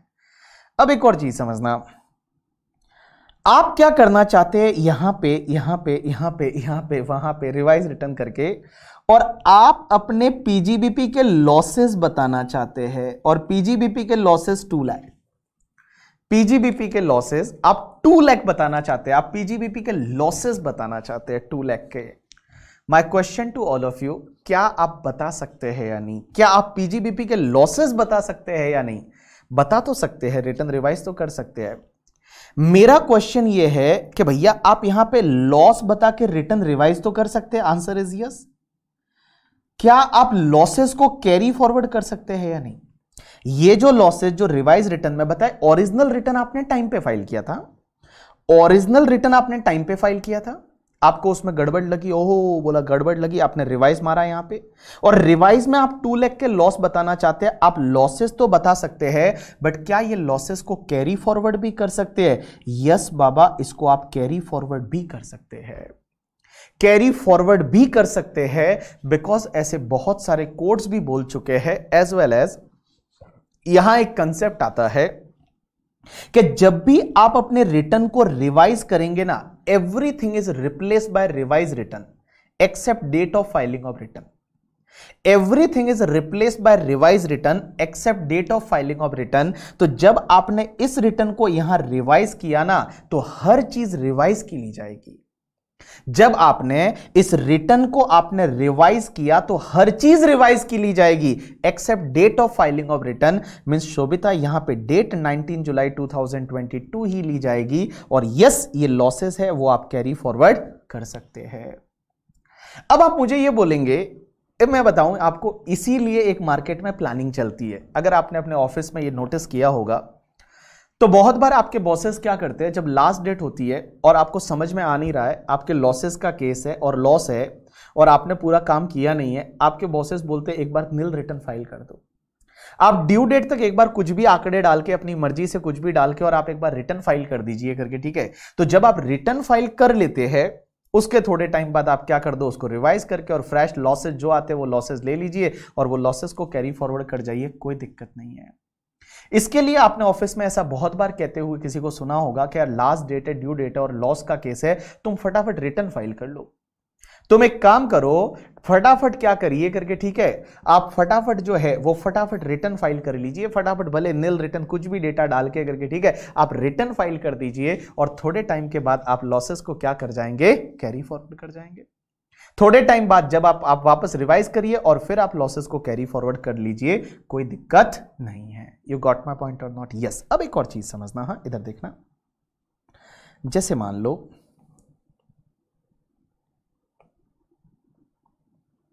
इधर देखना, इधर देखना, इधर देखना, जैसे मान लो हुआ क्या, हमने हमारा पहला रिटर्न फाइल किया, वो यहां पे फाइल किया,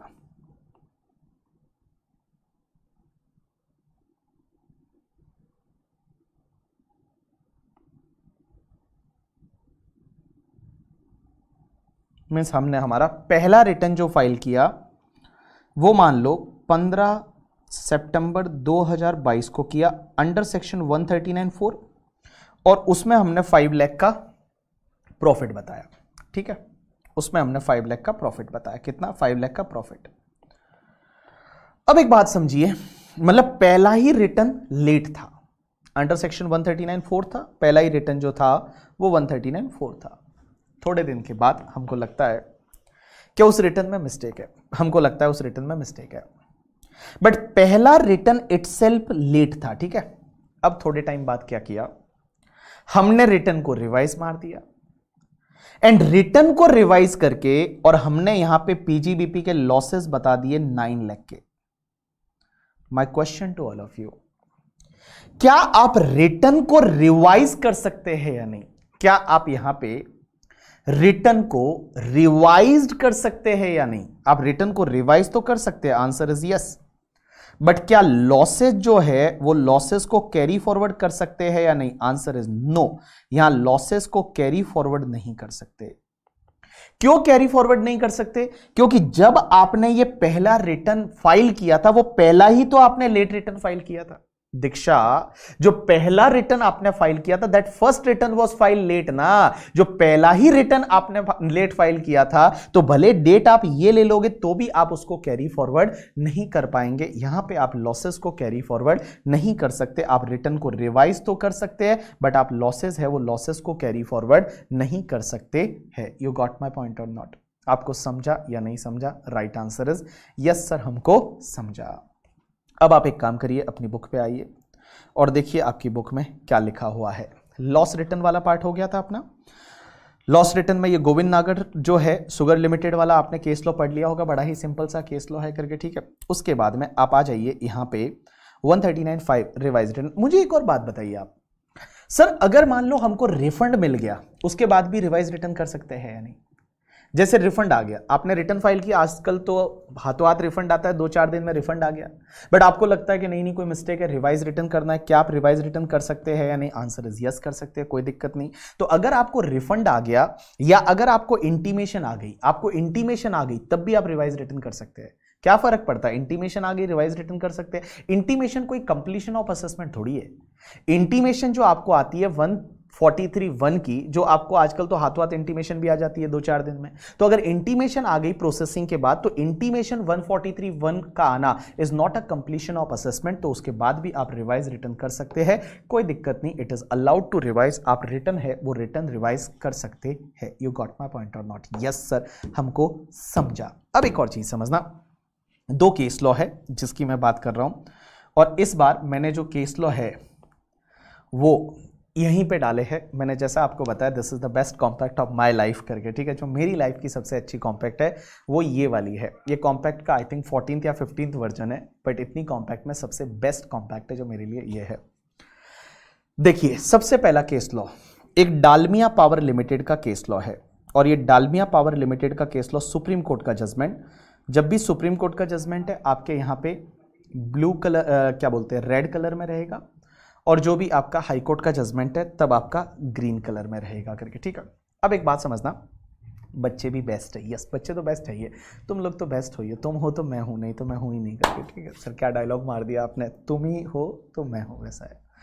तो डालमिया पावर लिमिटेड का एक केस लॉ है 2020 का। इसमें क्या हुआ, एक और बात मैं बताऊं, अगर मान लो ये बिलेटेड रिटर्न का जो टाइम लिमिट होता है, जैसे ये टाइम लिमिट, सर अगर मान लो ये टाइम लिमिट चला गया, तो इसके बाद क्या कब हम रिटर्न फाइल कर सकते हैं? आंसर इज नहीं कर सकते।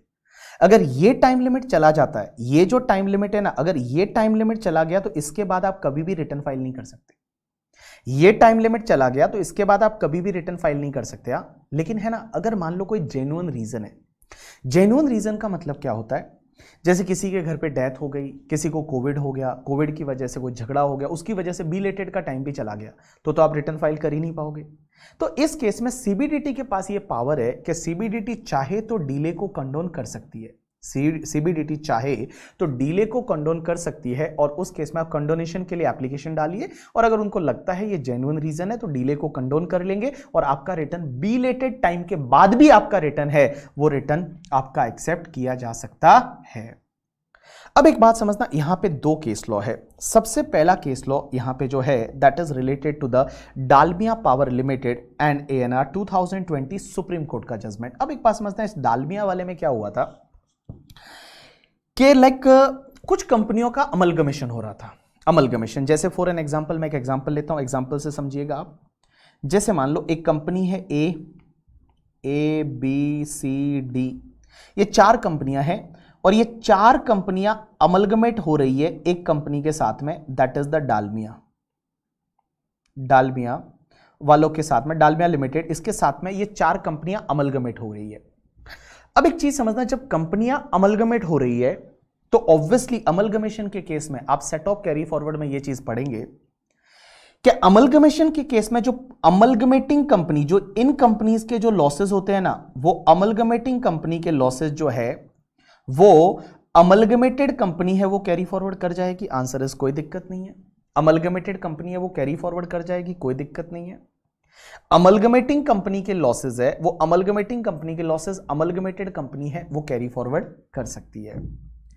अब हुआ क्या, यहां पे अमलगमेशन के लिए इन्होंने पहले इन्होंने एक रिटर्न अपना फाइल कर दिया। अब एक बात समझना, अगर आप रिटर्न भी रिवाइज करना चाहते हैं उस टाइम के बाद, जो पर्टिकुलर टाइम लिमिट है उसके बाद आप रिवाइज नहीं कर पाएंगे, 31 दिसंबर ऑफ असेसमेंट, उसके बाद आप रिवाइज भी नहीं कर सकते। बट अगर जेन्युइन रीजन है तो उस केस में आप रिवाइज कर सकते हैं, आपको सीबीडीटी से अप्रूवल लेनी पड़ेगी। सीबीडीटी अगर बोलती है जेन्युइन रीजन है तो उस केस में आपको रिवाइज का मौका मिलेगा। अब हुआ क्या, इस पर्टिकुलर केस में इस कंपनी ने पहले अपना रिटर्न फाइल कर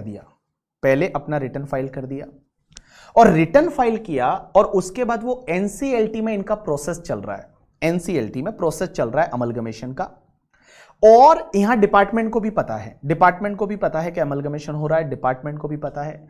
एनसीएलटी ने वो अमलगमेशन अप्रूव कर दिया, और एनसीएलटी ने जब अमलगमेशन अप्रूव किया और एनसीएलटी ने ये बोला कि अब जो है ये रिवाइज रिटर्न करेंगे, रिवाइज रिटर्न है वो करेंगे ये, और रिवाइज रिटर्न इनको अलाउ होना चाहिए। अब हुआ क्या, एसएससी ने रिवाइज रिटर्न फाइल किया 139(5) में, क्योंकि पहले तो खुद का इनकम खुद के लॉसेज ही लिए होंगे, बट अमलगमेशन जब अप्रूव हो गया तो उसके बाद जो अमलगमेटिंग कंपनी के लॉसेज है, जो पुरानी कंपनी के लॉसेज है, पुरानी कंपनी का अनएब्सॉर्ब डेप्रिसिएशन है, वो भी तो साथ में कैरी फॉरवर्ड होना चाहिए और सेटअप होना चाहिए। तो इन्होंने क्या किया, इन्होंने क्या किया, अब रिटर्न फाइल किया revise return, but revise return file किया 139(5) का टाइम लिमिट चला गया था, 139(5) का टाइम लिमिट चला गया था। और जब 139(5) का टाइम लिमिट चला गया और उसके बाद इन्होंने रिवाइज रिटर्न किया, उस केस में एओ ने रिटर्न को रिजेक्ट कर दिया, बोला नहीं टाइम के बाद है तो मैं रिजेक्ट कर दूंगा, अगर आपको भरना ही है तो आप हमसे आके और कंडोनेशन के लिए रिक्वेस्ट करो। सीबीडीटी से आके, सीबीडीटी को पावर है 119 में कि कंडोनेशन दे सकती है, तो सीबीडीटी से रिक्वेस्ट करो। तो क्वेश्चन यह आता है कि क्या यहां एसएससी को जब एनसीएलटी ने अलाउ किया है अमलगमेशन और एनसीएलटी ने बोला है कि आप रिवाइज रिटर्न फाइल कर सकते हैं, उस केस में भी क्या इस एसएससी को सीबीडीटी से अप्रूवल लेनी पड़ेगी, रिक्वेस्ट करनी पड़ेगी, या ये बिलेटेड रिटर्न जो है टाइम लिमिट के बाद भी फाइल कर सकते हैं? राइट आंसर इज ये कर सकते हैं, ऐसा सुप्रीम कोर्ट ने बोला।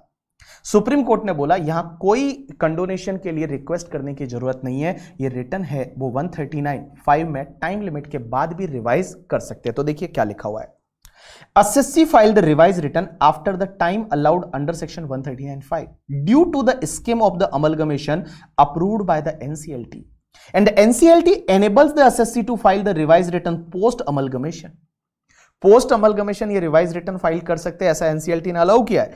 Department did not object the scheme during the NCLT proceeding, NCLT proceeding में डिपार्टमेंट ने कोई भी ऑब्जेक्ट किया नहीं था इसमें।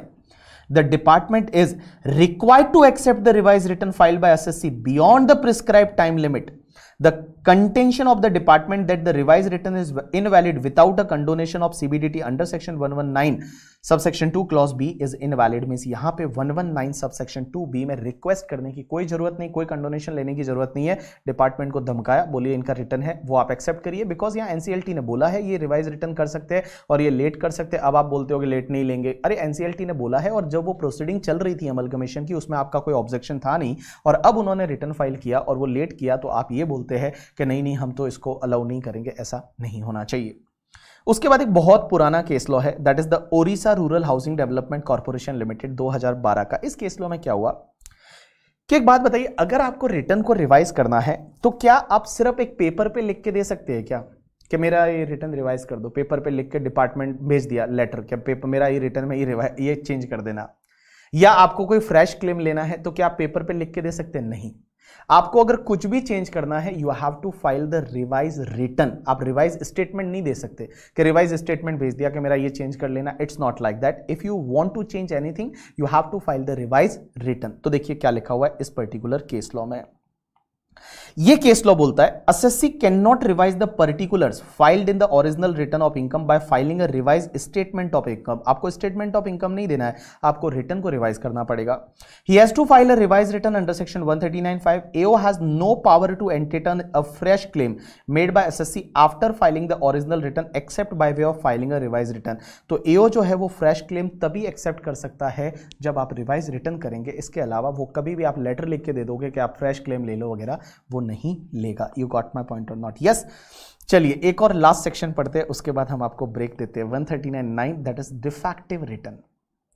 अब एक बात समझना, ये सेक्शन क्या बोलती है कि रिटर्न आपका डिपार्टमेंट डिफेक्टिव कंसीडर कर सकता है या तो रिटर्न आपने प्रिस्क्राइब फॉर्म में फाइल नहीं किया। प्रिस्क्राइब फॉर्म जो आईटीआर होते हैं वो आईटीआर में आपने फाइल नहीं किया, जैसे आईटीआर 4 में फाइल करना था आपने गलत फॉर्म में फाइल किया। Proof of tax is not attach with the return, means जो आपने टैक्स भरा था उसका चालान नंबर आना चाहिए, 26 AS में दिखना चाहिए। अगर वो प्रूफ साथ में नहीं है तो आपका रिटर्न डिफेक्टिव माना जा सकता है। या फिर चार्टर्ड अकाउंटेंट का 44 AB का रिपोर्ट है वो सबमिट ही नहीं हुआ, तो इस केस में क्या होगा, अगर ऐसा होता है तो return is treated as defective. AO shall intimate the defect to the assessee. आपको एक मेल आता है 139(9) का, आपको इंटीमेट किया जाता है and give him the opportunity to rectify the defect within 15 days or extended time, means 15 दिन आपको देंगे और एक्सटेंडेड टाइम भी दे सकते हैं कि आप इस डिफेक्ट को सुधार लीजिए। If assessee does not rectify the defect then return shall be treated as invalid return। invalid return का मतलब आपने रिटर्न फाइल किया ही नहीं था, void ab initio आपका रिटर्न माना जाएगा। तो अगर आपने रिटर्न जो है वो डिफेक्टिव माना जाता है तो आपको डिफेक्ट को सुधारना पड़ेगा। 15 डेज नॉर्मली देते हैं, आप अगर एक्सटेंडेड टाइम चाहते हैं आपको एक्सटेंडेड टाइम दे सकते हैं, और एक्सटेंडेड टाइम में भी अगर आप रेक्टिफाई नहीं करते हैं तो उस केस में आपका रिटर्न है वो इनवैलिड माना जाएगा। और इनवैलिड रिटर्न का मतलब होता है जैसे आपने रिटर्न फाइल किया ही नहीं था। यू गॉट माय पॉइंट और नॉट? यस। तो हमने ब्रेक से पहले क्या क्या पढ़ा? 139(1) पढ़ा, 139(1)C पढ़ा, 139(3) पढ़ा, 4 पढ़ा, 5 पढ़ा एंड 9 पढ़ा। ये चीजें हमने ब्रेक से पहले पढ़ी करके, ठीक है। चलिए अब आप एक काम करिए, ब्रेक ले लीजिए और ब्रेक के बाद फिर अपन आगे है वो सेक्शन कंटिन्यू करेंगे 139(4)A से। Exact time is 7 minute, exact time break का रहेगा 7 मिनट, ठीक है।